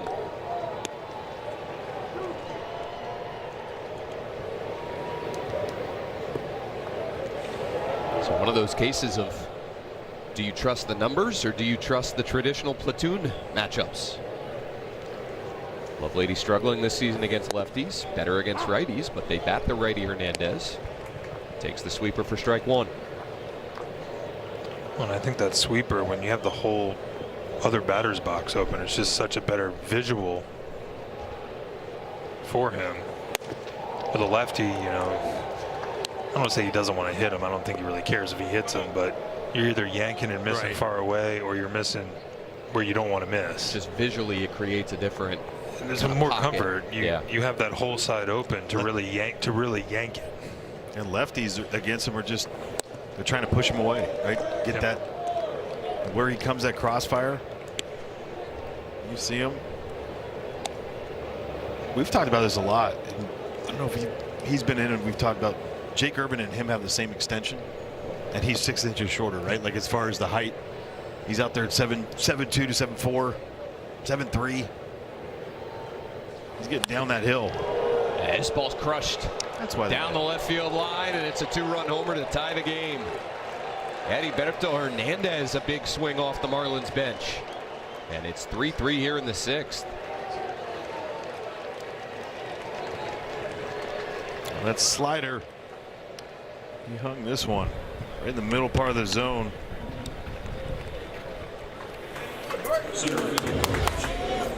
Hernandez absolutely destroyed this ball. 111. Ice your hand, guy.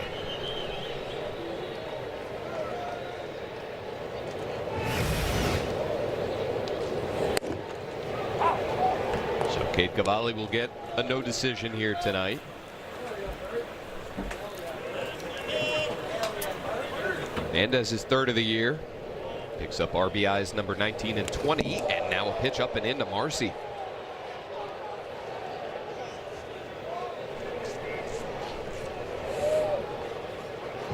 What was he pointing at? Pointed like at his dugout right away. Oh, hit his Thought shirt. it hit his jersey sleeve. Right on the patch. Oh, he was telling him to challenge it if he didn't. Yeah, Jim Wolf did point, send him down to first base on a hit by pitch. And now the umpire's going to convene here. For what? Are they wondering if there was intent from Richard Lovelady? Or are they checking to see if it should be a hit by pitch?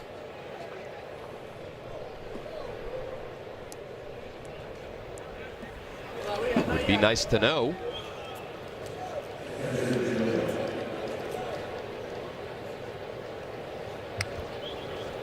But there's the point right there to what Zim was talking about with the lefties in there, just kind of crowd play a little bit tight. Yeah.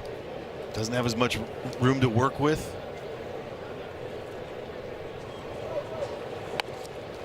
Lefty and Mack drops a bunt down. Curtis Mead thought about second. Will get the out at first. So a sacrifice for Joe Mack. Well, see, this is where it comes down to it. Runner at first, that pitcher's got to break towards the first base side, right? When he gets down there, third base side is covered.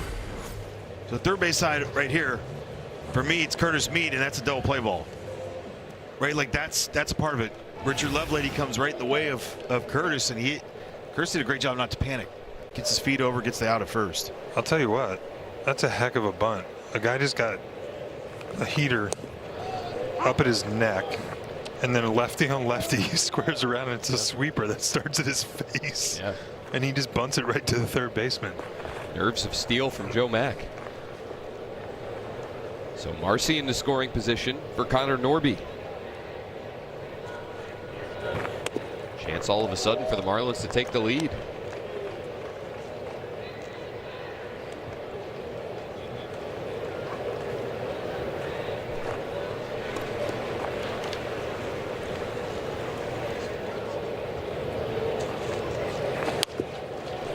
Down the right field line and fair. Garcia was shaded off the line. Mack, or rather Norby, drops it nearly right on the chalk. He and Marcy will trade places, and it's 4-3 Miami. Great pitch. Absolutely beats him.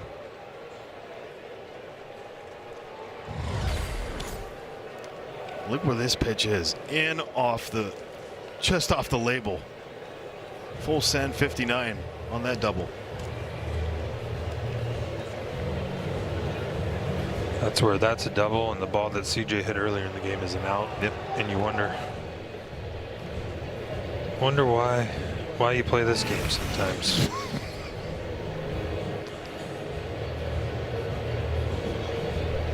Miami has put up 3 here in the top of the 6th. The 2-run homer by the pinch hitter Heriberto Hernandez.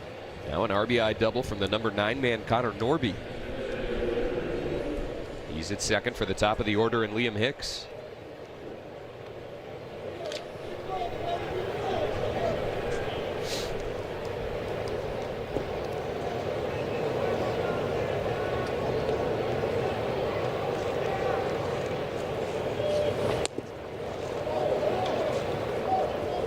Ball 1 to the DH Hicks.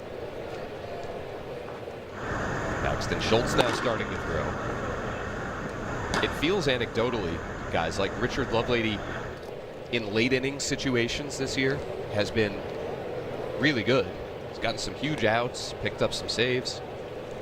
When he's pitched in higher leverage spots earlier in the game, it just kind of feels like he hasn't had the same level of success.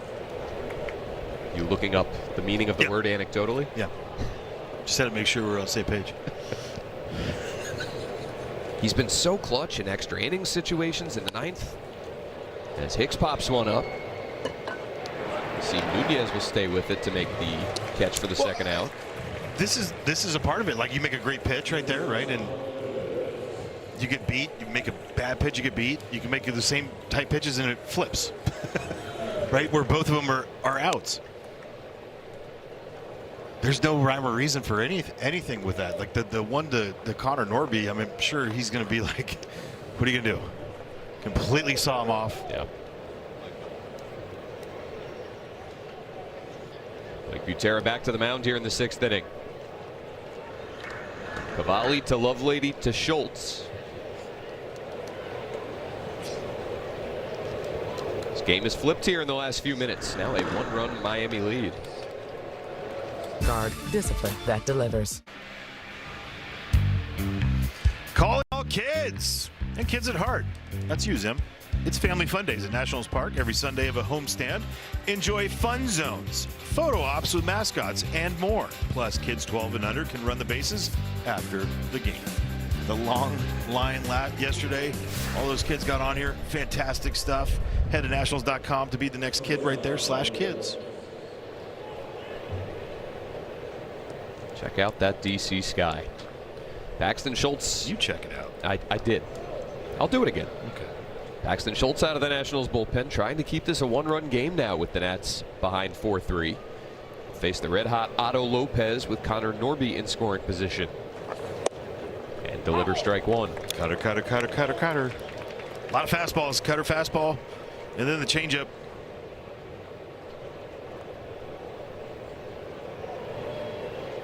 Lopez a perfect 3 for 3 today. 2 singles and a double. All of them to the opposite field.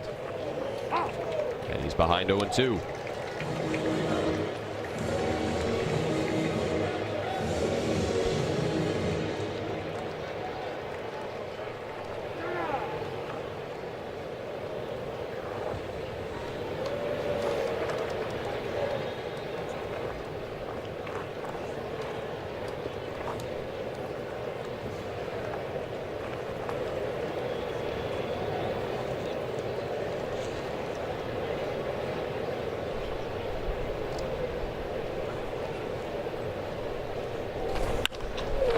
He's going to go out that way again.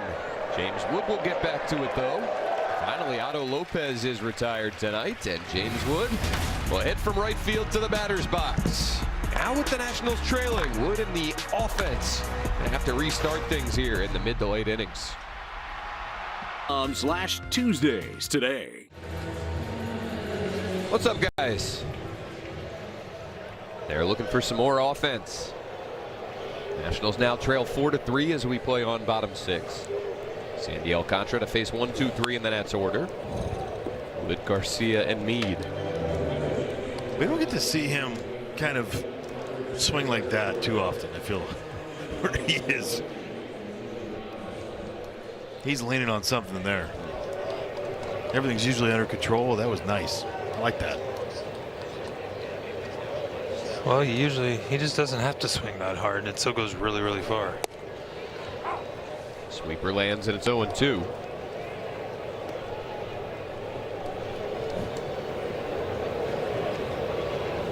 Back-to-back sweepers. Does he come off the front hip here? Does he throw a changeup down and away? Does he throw 100? Yeah, well, that was the thing. So for the Nationals this year, no series had they seen more off-speed and breaking pitches than the one that they did in Miami. And it's like it was a lot. We're talking like 55, 60% off-speed spin. Well, they've been one of the teams on the cutting edge of throwing fewer fastballs in general, right? This is an organization that is trying to do things a different way. More breaking pitches, calling pitches from the dugout. Yep. When we were down there, they had their starting pitchers throwing their side sessions as live BPs. They were throwing them off the game mount before games. Just trying to, I don't know what they were trying to do, frankly. Maybe replicate game situations, maybe give hitters more reps. But instead of throwing, for those who may not know, 2 or 3 days after a start, the starting pitcher will throw 25, 30 pitches off of the bullpen mound just to keep the arm fresh, to get a feel, to work on things. They were doing that off the game mount, and it's just different. Whether it's good or it's bad, it's different. I can tell you who thought it was bad. The grounds crew. Well, they got turf, so they don't have to worry about well, the mound. Right, no, I'm saying they have extra time they can spend on the infield and home plate and pitcher's mound. Let's just go there. They're not having to cover the field anymore like the old place. Yeah. Joe Robbie turned Hard Rock, or what was it? Joe Robbie, Land Shark. Garcia going to flip one down the left field line. Coming on is Heriberto Hernandez. And what a game for him in just an inning off the bench. A game-tying 2-run pinch hit homer. And now a sliding play in left. Almost overruns it. Came back, good play. He's coming in hard, and then I think at the end almost runs too far. Style points. 2 down for Curtis Mead. So Hernandez, after pinch hitting last half inning, playing left. That'll bump Kyle Stowers from left field to right. That pitch right there is what makes it so hard. Like a right-on-right change is just, with a guy that throws a 98-mile-per-hour sinker into you right-handed and then can throw that 90-mile-per-hour. He tried to crisscross right there. Change up, like. Catcher's challenging the ball call. I thought when Jacob deGrom started throwing change-ups to right-handers, that's what made it really, really hard. Miami has 2 challenges remaining. You fight to get to a 2-1 count or a plus leverage for your hitter, and then like a guy like deGrom, when he's throwing 100 and then sliders, and then he can just flip a 2-1 changeup in there and get you to ground out to short. It's just another pitch you have to worry about. Mead spoils 99, stays alive.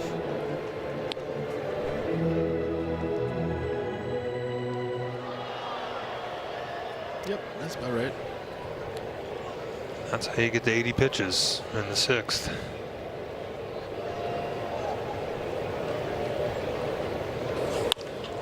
Mead gonna lace one up the middle. Got a sinker over the plate, deposited it into left center.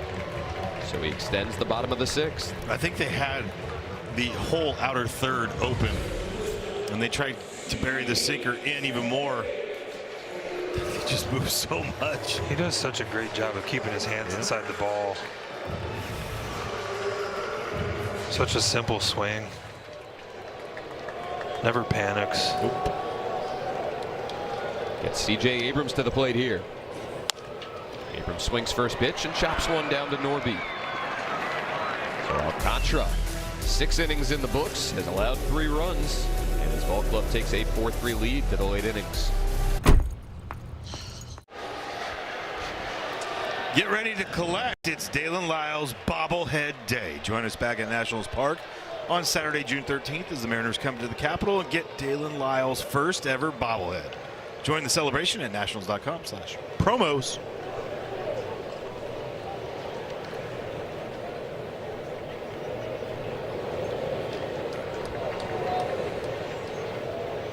Dalen Lyle being a good Samaritan, picking up some trash.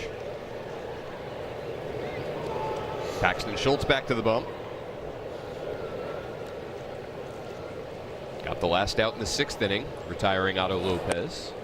And throws a first pitch fastball in there to Kyle Stowers, here top 7. Nobody warming in the Marlins bullpen. Sandy Alcantara had just 81 pitches through 6. Backdoor cutter, and it's 0-2.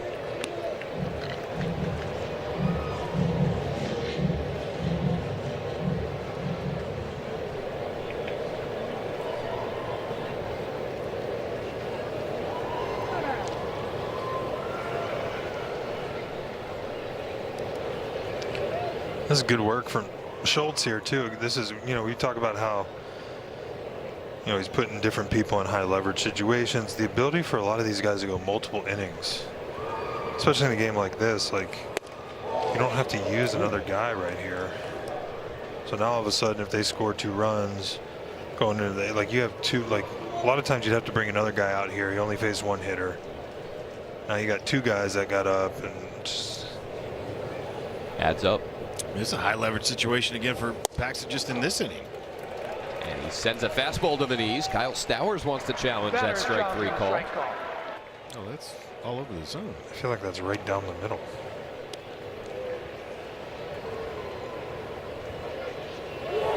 Old baseball in the zone. The call is confirmed. Miami has 1 challenge remaining. That'll be a sheepish hitter walking back to the dugout. Seeing it good. Caber doing such a good job on that ball down in the zone too. Keeping it a strike, not taking it away. Second strikeout of the night for Stowers. 1 down for Xavier Edwards.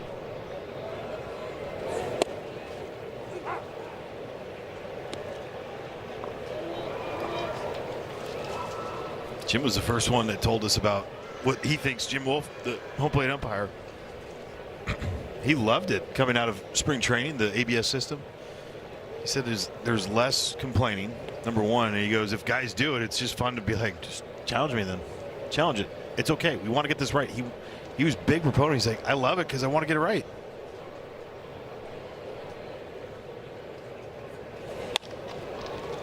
Edwards over to Curtis Mead. And a quick 2 outs for Paxton Schultz here, top 7. Just wants to get it right and then throw knuckleball back to the pitcher. His favorite. Good knuckleballs too.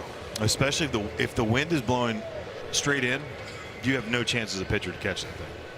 So is Jim Wolf behind the plate in Game 7 of the World Series? Who was the umpire down at first base that told you before the game was over to really celebrate, enjoy it, or something like that? I forget who it was. Lance Barksdale was down the right field line, and you know, Lance had some bad calls that one game that Garrett Cole pitched, and I think I remember saying in the end of the game, I said, listen, Lance didn't lose that game for us. Like, Garrett Cole beat us that game. And I'll never forget, the next day he came over to me and he said, hey, thank you for saying that. You know, he was like, I know I missed some of them. They're not trying to. He goes, I didn't, you know, that's the worst thing. But like, he's like, basically like, thank you for sticking up for me or something like that. And you just create relationships with these guys when you play. And, you know, they're humans just like we are. You know, and we all make mistakes. Nobody wants to. Some make more than others. Yeah. But I like what you said. Like, who's counting? Why are you looking at me? Well, like you said, like what Wolfie said, like we just want to get it right. Yep. I mean, as long as they take that attitude.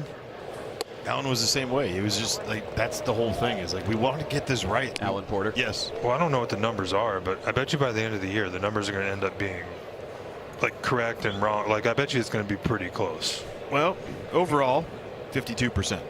There we are.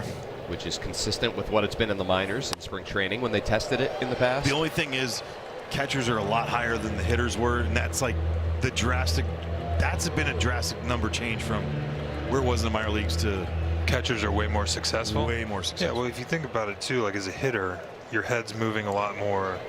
Like I've seen some where like it's stealing a base and a check swing, and they just challenge it, and it's like you have no idea where that ball is. We had a guy closing his eyes and he challenged it. Paxton Schultz has retired all 4 that he's faced. Keeps the Nats down by 1.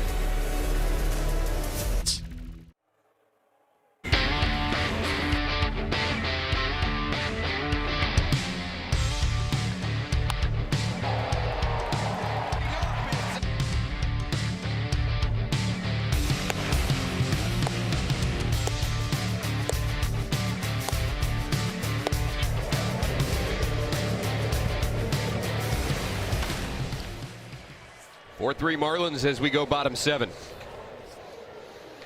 Lyle Young and Tenadu up for the Nats with Sandy Alcantara still out there.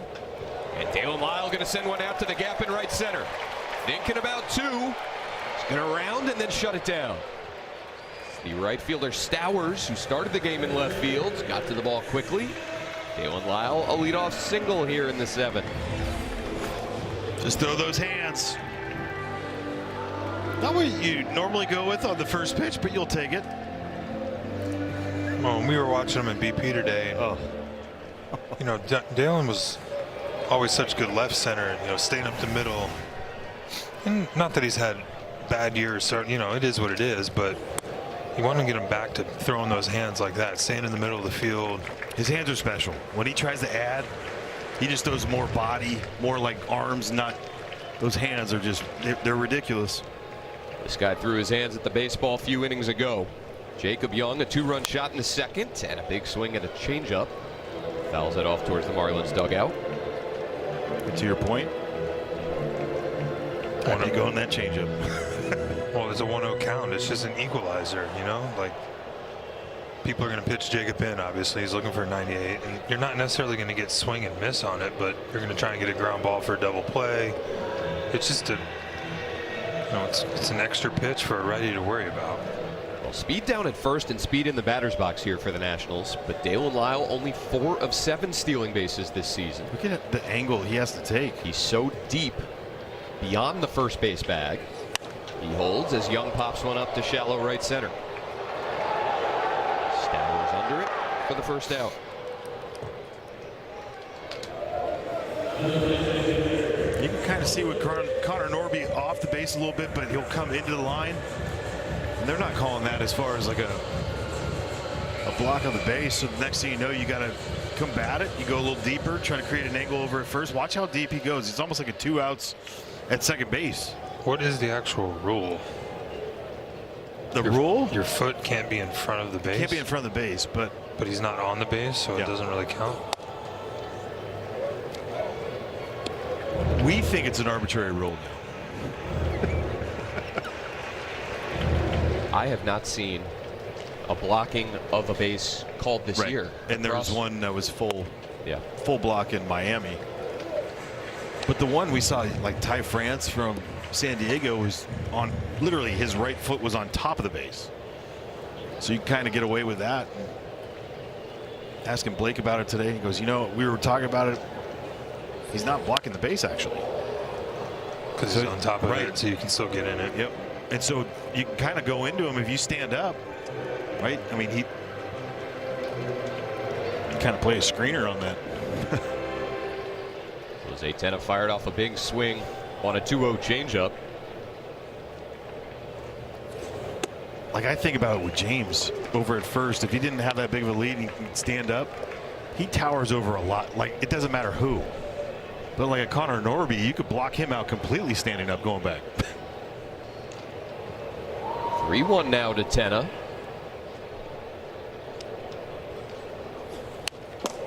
And another changeup sent back to the backstop.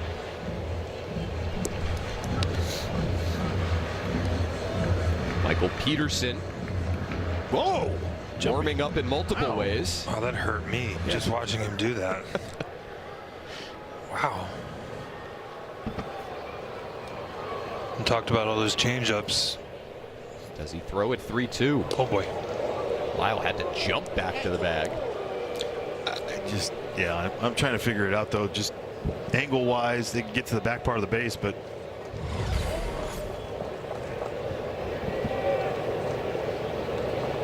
that direct path to second base on a ground ball still.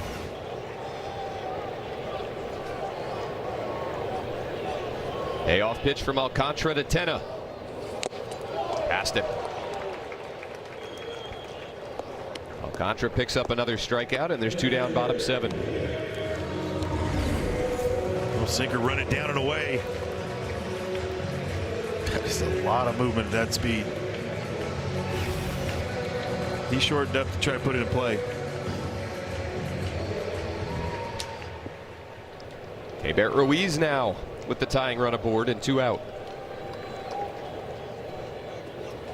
A drop glove from Joe Mack behind the plate and Lyle back.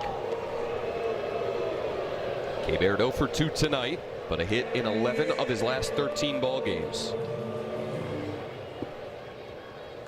And decent numbers career against Alcantara.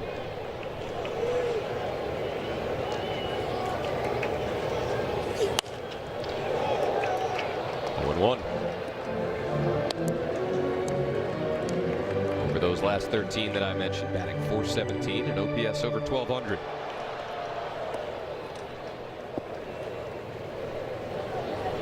Lyle will be off on contact. Find a gap here and see what happens. Changeup stayed up. Those exit velos the last couple of years, 85, 86 on average. This year, 90. That's a big hike. Hit the ball harder. Less on the ground, more barrels.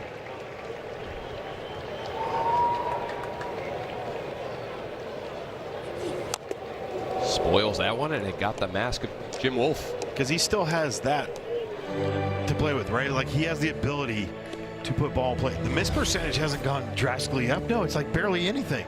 It's why we've said he should trust himself to get to 2 strikes more often. Or swing as hard as you can until you get 2 strikes, and if you miss by 2 feet, who cares? Right. Yep. Now you can battle. Yep. Another 0-2. Keibert Ruiz, a high fly ball to deep right. Stowers backing up, and he'll settle under it short of the track. Had the sound. but hit a bit too high and not quite hard enough. And Keibert Ruiz flies out to end the 7th inning. Given how well he's been going lately, we thought maybe. Did he again? Not this time. Marlins stay up 4-3.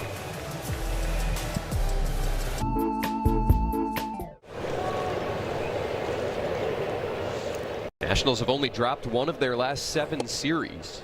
It was to the Marlins at Lone Depot Park back in relatively early May. They trail the fish here 4-3, top 8 tonight. Paxton Schultz still out there, already retired 4 Marlins batters. Yeah, been so pitch efficient so far. And try to keep him going as long as you can, especially like look, there's a lot of workloads into the 30s. Last couple games for guys, Cole Henry, Gus Farland. To say the least, you got back-to-back from Clayton Beater, so you feel like he was down.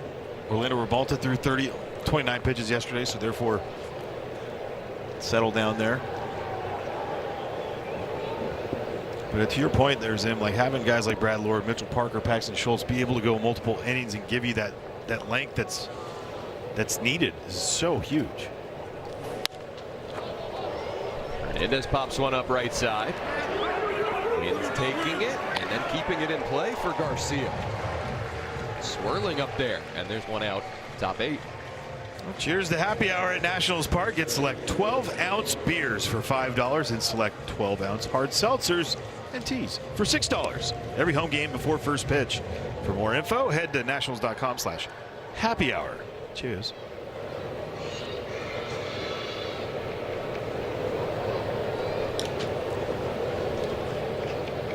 Jacob Marzi with one out.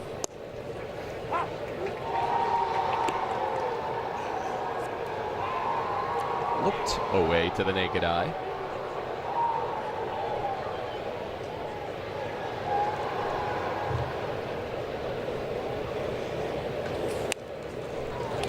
Two now on Marzi. Acquired by the Fish in the Luis Ariz trade a couple years ago. Played just 55 games last year down the stretch, but hit .292, had an OPS in the mid 800s, and put up nearly 2 wins above replacement.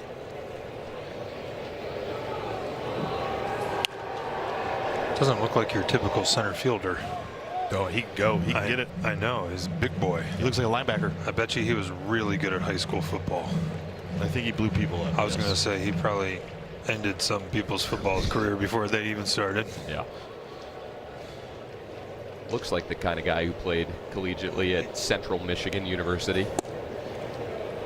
Close. Called ball one by Jim Wolf. Central Michigan, the Chippewas? I think so.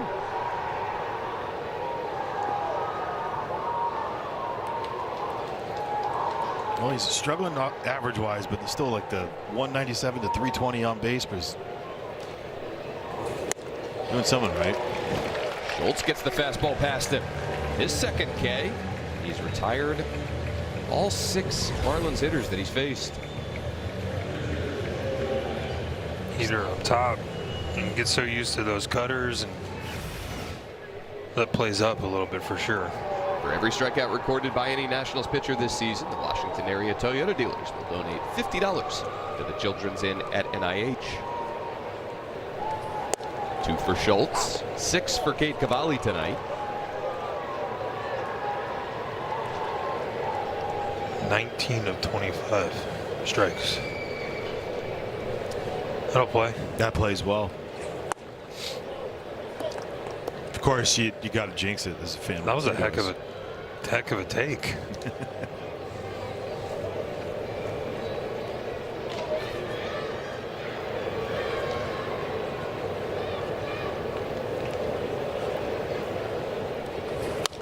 Well, it feels like the last few years the Nationals have had some relievers up here that have been kind of afraid of contact.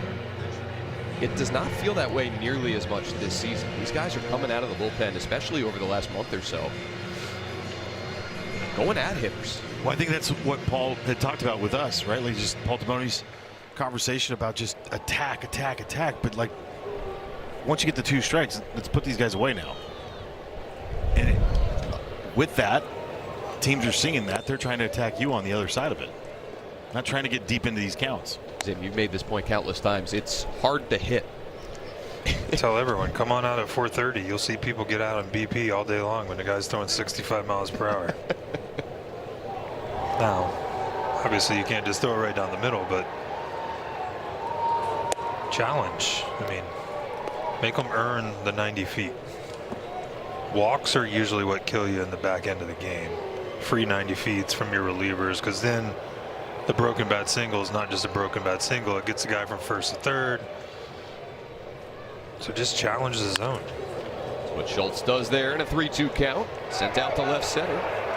Dale Lyle will settle under it. Paxton Schultz, tremendous work out of the Nationals bullpen to keep his team down by 1. Asim Nunez will be followed by James Wood next. This copyrighted telecast is presented by authority of the Washington Nationals and may not be reproduced or retransmitted in any form. And the accounts and descriptions of this game may not be disseminated without the express written consent of the Washington Nationals. Finally, Sandy Alcantara out of this game. Won 7 innings, allowed 3 runs on 7 hits. And into the Marlins bullpen we go for the first time. Here's the righty, Michael Peterson. For the 21st time this year. Look at those numbers, 26% strikeout rate. Pinch hitter Jorbit Bibas swings at the first pitch, skies it to right center. And the play made out there for out number 1. Esteury Ruiz now taking over in right field. Stowers, who started the game in left, moved to right, is now back in left field. Now 1 out for Peterson, preparing to face James Wood. Yeah, 97 average on his fastball, slider, and a changeup. Lefties have crushed him compared to the righties. 711 OPS to 301. James Wood, a lot of first pitch swinging tonight. Sent 99 back to the screen. Well, Dan, when you're throwing 99 and that's what your average is, want to get off the good swing right there on the pitch. He did. Got a breaking ball. Sent it foul left side.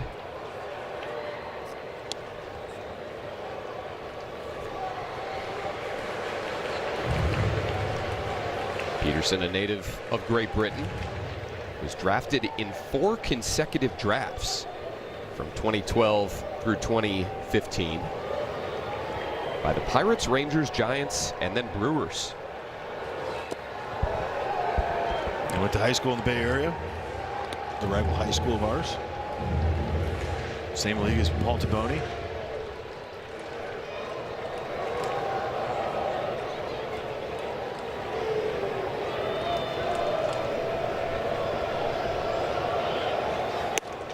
I don't say the name, so if you, I don't say the name. You could say the name if you want. But St. Francis High School? Yeah, I just don't say it.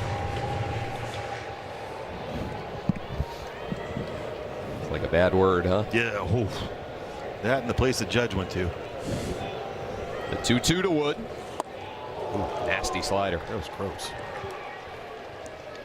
2 outs, bottom 8.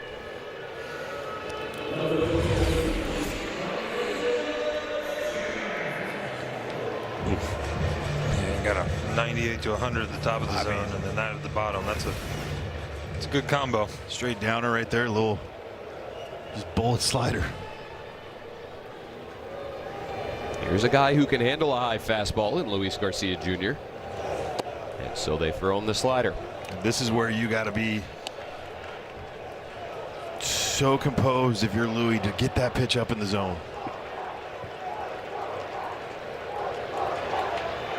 Patient. Somebody you could drive. I'll be honest with you, I don't mind that ever with him. He handles those pitches so well. I mean, maybe he got too extreme right here. Yeah, maybe not that one. That's a little high, but looks good. Back to the slider, 2-1.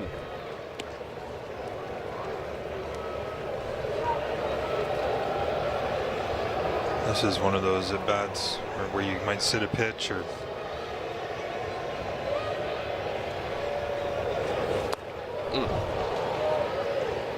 2-2.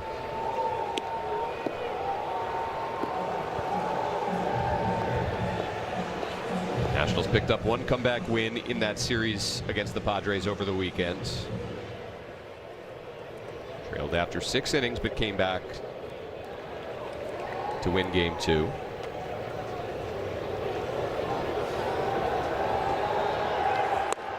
Garcia takes the fastball down and away. Count goes full. Makes me think that 2-1 or the 1-1 he was auto take, and then auto swing on the next one, and that one he got into it finally. Saw the pitch.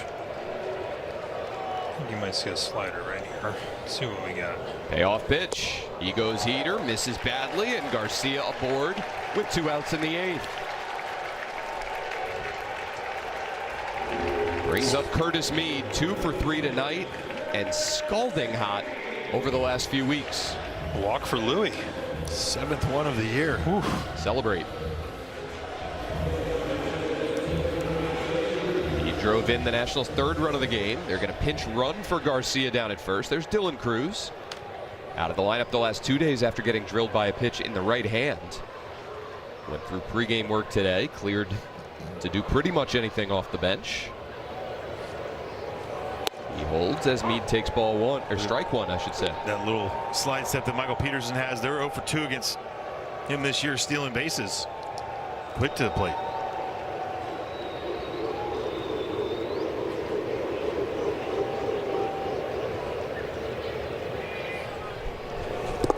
Do we have combating tarps off sections?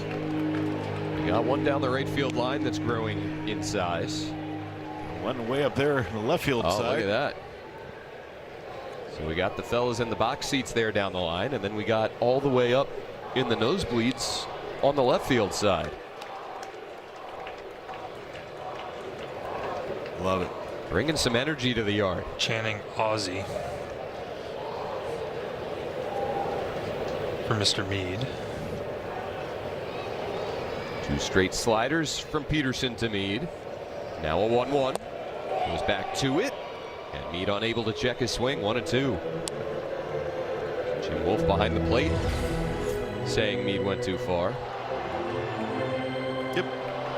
Well, I mean, next year, or if they were to do it, it's definitely a challenge on that one, and it's safe.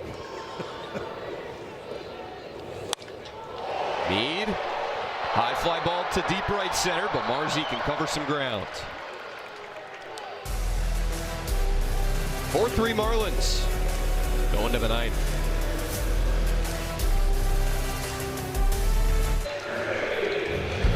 Kids Eat Free is back at Nationals Park. Now through Labor Day, kids 12 and under can get a free hot dog, bag of chips, and a bottle of water at home games all summer long. For more information, head to nationals.com/kidseatfree. Look at that. Big sibling feeding little sibling. Oh, it's so good. That'll last for another couple years. Then they'll be stealing each other's food. Or it'll be like the older one in the back, just not even care. Yeah, just wrestling for food, throwing in. Nationals down by 1 to the top of the 9th. Connor Norby elevates 1 to left. Damon Lyle towards the line. Wins taking it. And finally, it comes down in his glove for the first out. So Cole Henry activated off the IL back on May 29th. Pitched 2 innings that night, Franny, against the Padres. Put up 2 zeros. Got a couple strikeouts. Put to the test right away. 32 pitches in that appearance. Yeah, and then given a couple days off, which is nice. Get some relax, do that, and come out here. I like to think this is a leverage spot every time. 1-run game. Keep your team right there. Give yourselves a chance. I mean, 1 is so much different than 2. It doesn't seem like it a ton, but like, you know, it's just keeping the team there, keeping the kind of momentum, get the offense back into the dugout. Faces Liam Hicks with 1 away, and Hicks elevates 1 to right. This ball's hit well. Will the wind keep this one in the yard? It will not. Liam Hicks is 12th of the season, and there is that 1-run lead going to 2. 5-3 Fish. He had to this point been really crushing left-handers. Cole Henry, second extra base hit, only the first homer this year given up to a lefty. This is middle fastball on a tee. I'm not saying he was banking on him taking a pitch. You don't want to throw it right there, but I think he thought he could steal a strike there and get going. But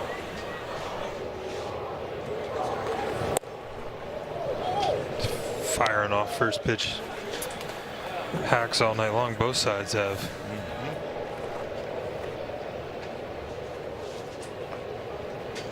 So the Miami lead is 2. Here's Otto Lopez.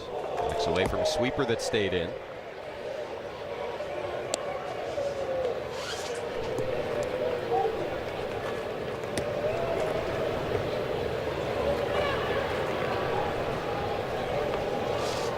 Nationals will send Abrams, Lyle, and Young to the plate in the bottom of the 9th. Fairbanks starts to warm for Miami. He's battled injuries. He's battled ineffectiveness this season, his first in Miami colors.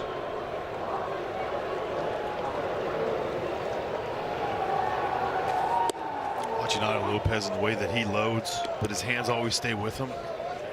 Right, they're never like one going, you know, back and then he's going forward. Because his left foot looks like it's bailing out every time going towards third base. Good sinker down and in.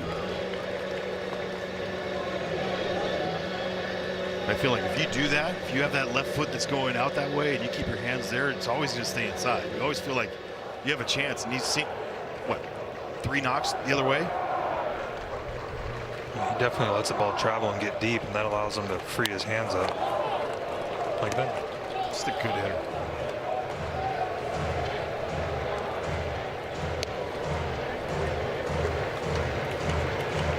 Miami, much like the Nationals, that they've been picking guys up on waiver claims, Rule 5 picks. Yep. Trades here and there. And a 1-out walk. Only the 10th walk against or for Otto Lopez this year. Jorbit Bibas staying in the game after pinch hitting last inning. He takes over at second for Nasim Nunez, and Andres Chaparro will play first.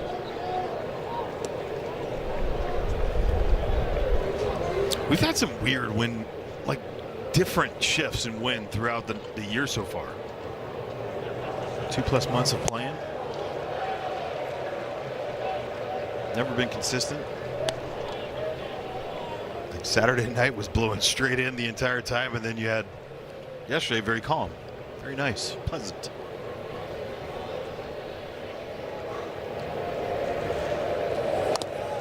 Stowers fouls off a sweeper, and it's 0-2.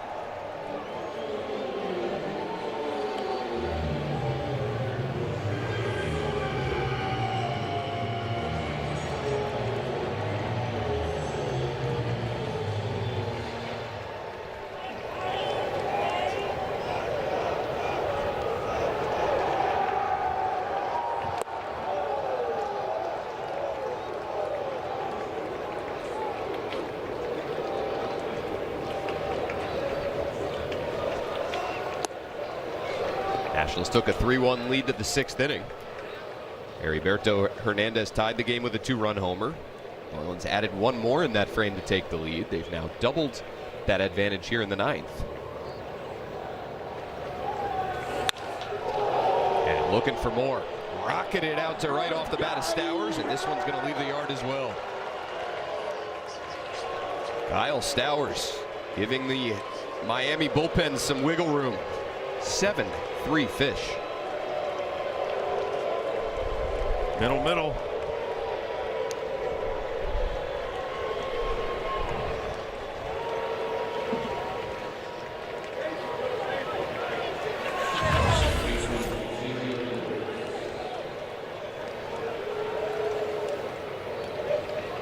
It's going to look like Kabert was up, like trying to go up and in, and then kind of leaking out middle. That right there was just telling me top of the zone, just get it up there, right? And not pitch pitch to just the exact spot, but just let it eat at the top of the zone.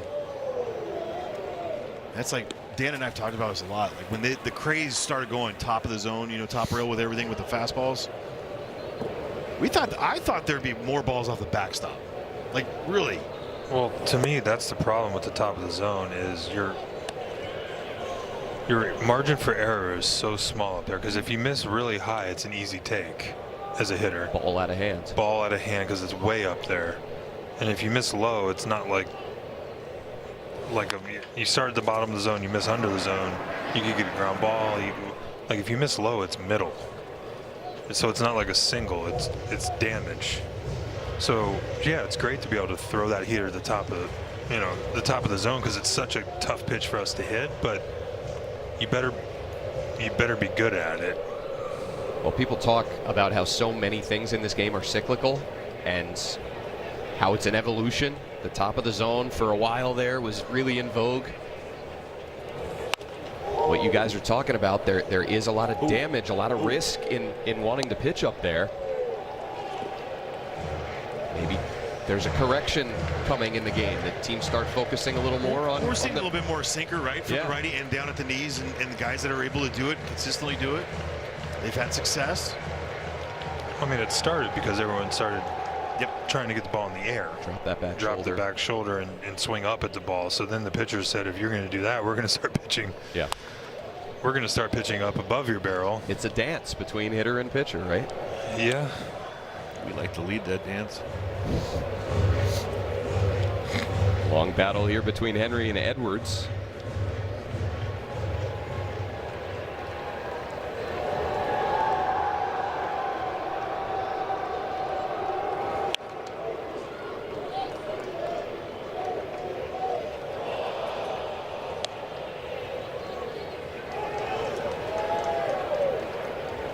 Still time for the Nationals to attempt a comeback in the bottom of the ninth. Still within slam range. This is the first game in quite a while, boys, where the Nats have gone to the ninth, maybe even if they've trailed, and they haven't been right there, maybe one swing away from tying the game. They have not had a multiple run loss in regulation since May 17th.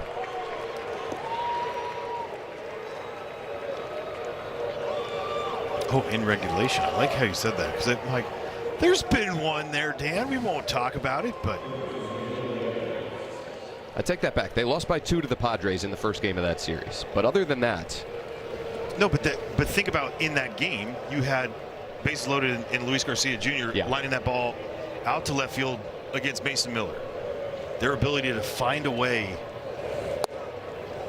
to get the guys up there. I mean, it didn't feel like it was out of reach that entire time. Yep.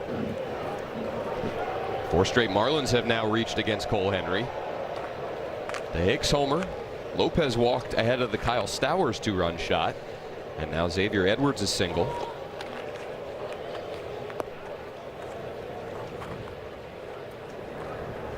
And with it no longer being a safe situation, Cade Gibson has started to throw as well.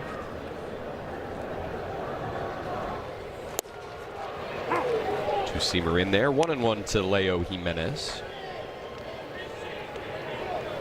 Cole's starting to throw that sinker a little bit more.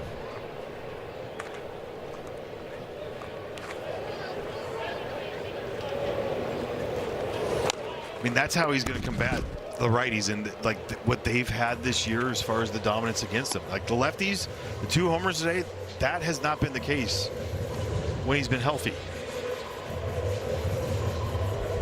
But to get that, got to get in on them a little bit. That 2-seam runner, nice, like it.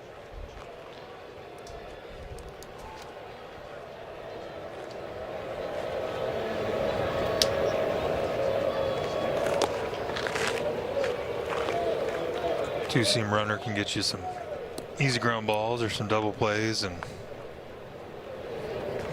can't strike everybody out of the pen. Well, Mason Miller almost does. Runner goes from first, swing and a miss at the plate. Throw down by Ruiz, not in time. So Edwards swipes a bag. He gets into scoring position with now 2 outs. And that's way closer than I thought it was going to be, because Cole Henry, bigger leg kick, right? Doesn't give a whole lot of time. Look at the leg, the feet. of Cabert right in line like you were talking about. Great throw. Hey, what are you going to do? I just like how he is. I mean, it's like he's eyeballing everything. He's seeing the field now, being able to react in the moment.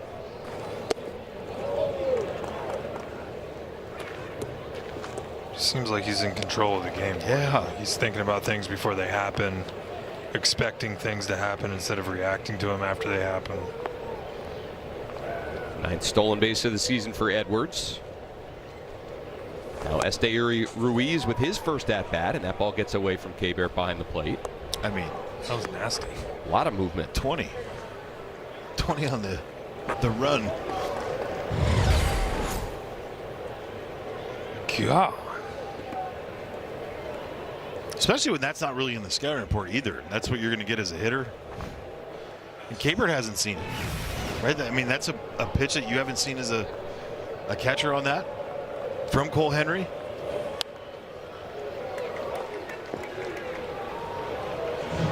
Well, we've talked about it. He's got that low arm slot, and he's talked about how with this four-seam fastball. Where at, Dan? Talked about it on behind the nice behind the seams. Dropping that arm slot unintentionally when he was going through so many injuries over the years. He didn't even know that his arm had dropped the way that it had, but it created some good run on his fastball, and now, as you discussed, Franny, incorporating the two-seamer more. Well, if you compare that two-seamer with that arm angle with that sweeper as a righty, that I mean, you talk about combating the righty. That was my least favorite type of guy to face. 100%. I don't want it because it's not the same stuff, but like, remember Brandon League? I think about he's got that same arm slot, but that was 100. Just had no idea. Very So uncomfortable. gross. Payoff pitch now to Ruiz. Hit well. Foul. He's that guy that over time, Brandon League, that I'm going, how did you get hit as hard as he did? It wasn't like a lot of like middle balls. I mean, it was 100 with sink and like nasty sliders, and it was electric.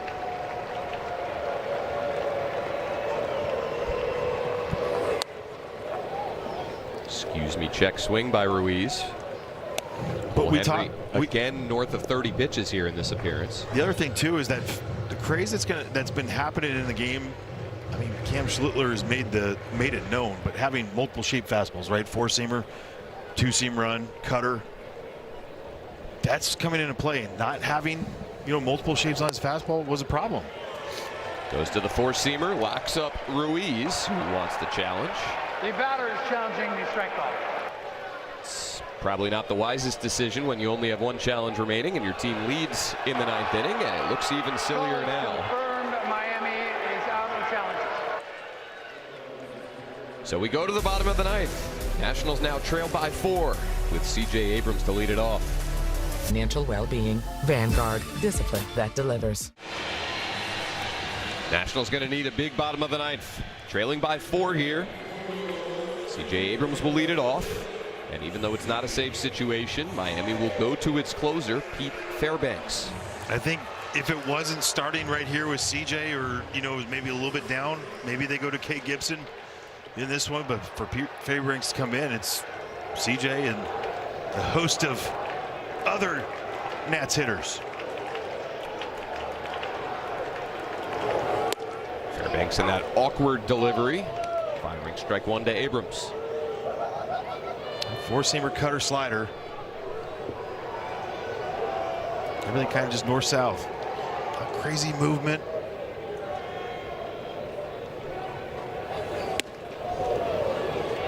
Oh, 0-2. It's that fastball that stays on plane better than the average fastball these days, and then you get the slider underneath the zone, a little cutter. It's just such a short arm too. It's just your timing's off a little bit. Got arms and legs going everywhere. This is the type of guy that I would imagine having the traject machine. If there is a pinch hitter possibility, and trailing by 4, going to need a few big swings, but just such an unusual motion that maybe getting some traject reps could help. I could not agree more. Like a Clayton Kershaw type. where you got that hesitation that you're not paying attention and getting to, like seeing that. Yeah, this guy, you almost have to like do less is more against a guy like this. Like, you don't want to match his movements. You want to kind of simplify it, because you're trying to ignore all the other stuff and just focus on the ball. Abrams pops one up to shallow left. It is Stowers. Calls off his third baseman and makes the play. And gives a look to Leo Jimenez like, what were you doing there? Yeah. Leo, where are you going? Lay off me. On everything Fairbanks throws, just kind of feels like it should come down more than it does. Like that pitch right there, I think that's why he gets so many swings. Obviously the heat are up, right? But like the cutter, the curve, like some of them just stay up. Dalen Lyle with one out. A lot of movement on that slider for strike one. Fairbanks becoming a pretty consistent closer with Tampa Bay, averaging 25 saves over the last 3 seasons.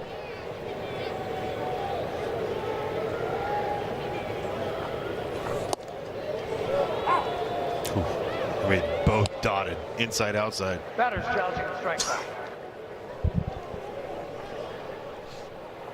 Why not if you're Dalen Lyle? And he's right.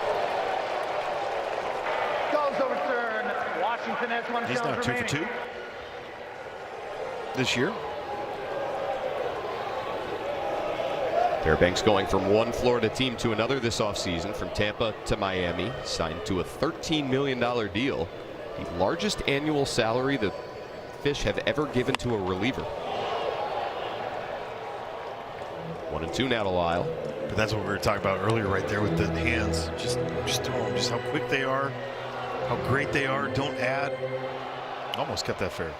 Yeah, like a lot of guys that are handsy like that, like Rendon was too. Like the more you try and muscle, you almost take away. Like your power is the flick of the wrist, the quick twitch. That's what gives you the carry. Don't try and go harder, then you don't get that flick that other people don't have. Grounded out to second. Made by Edwards, and they're 2 down.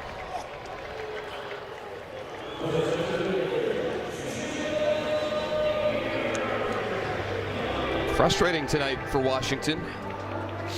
Led through the middle innings. Cade Cavalli was starting to cruise. Fell apart a little bit in the 6th inning. The Marlins added 3 more in the 9th. Now an out away from moving to 3-1 against the Nationals this season. Jacob Young will bat with 2 away.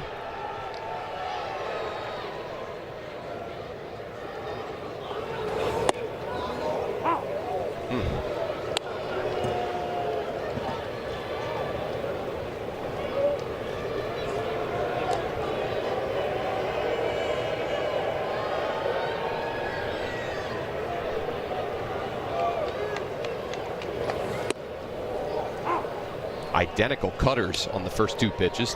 0-2. It's just such a weird, like, it's the same spot. Like literally they were both out of the zone at the top. It's the same spot.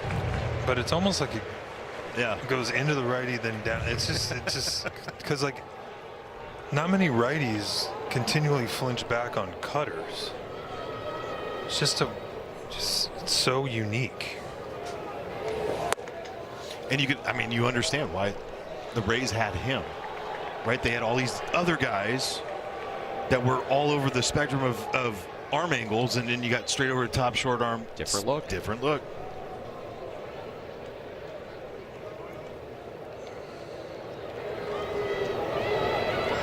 The 1-2. And a strikeout for Fairbanks to end this one. Marlins snap their 5-game losing streak. They win game 1 of this 3-game series 7-3 in comeback fashion. The Nationals drop back to a game over 500 at 31-30. Tough one here tonight. Alexa Dat coming up next with Nationals postgame. For Kevin Franzen and Ryan Zimmerman, I'm Dan Kolko. See y'all tomorrow.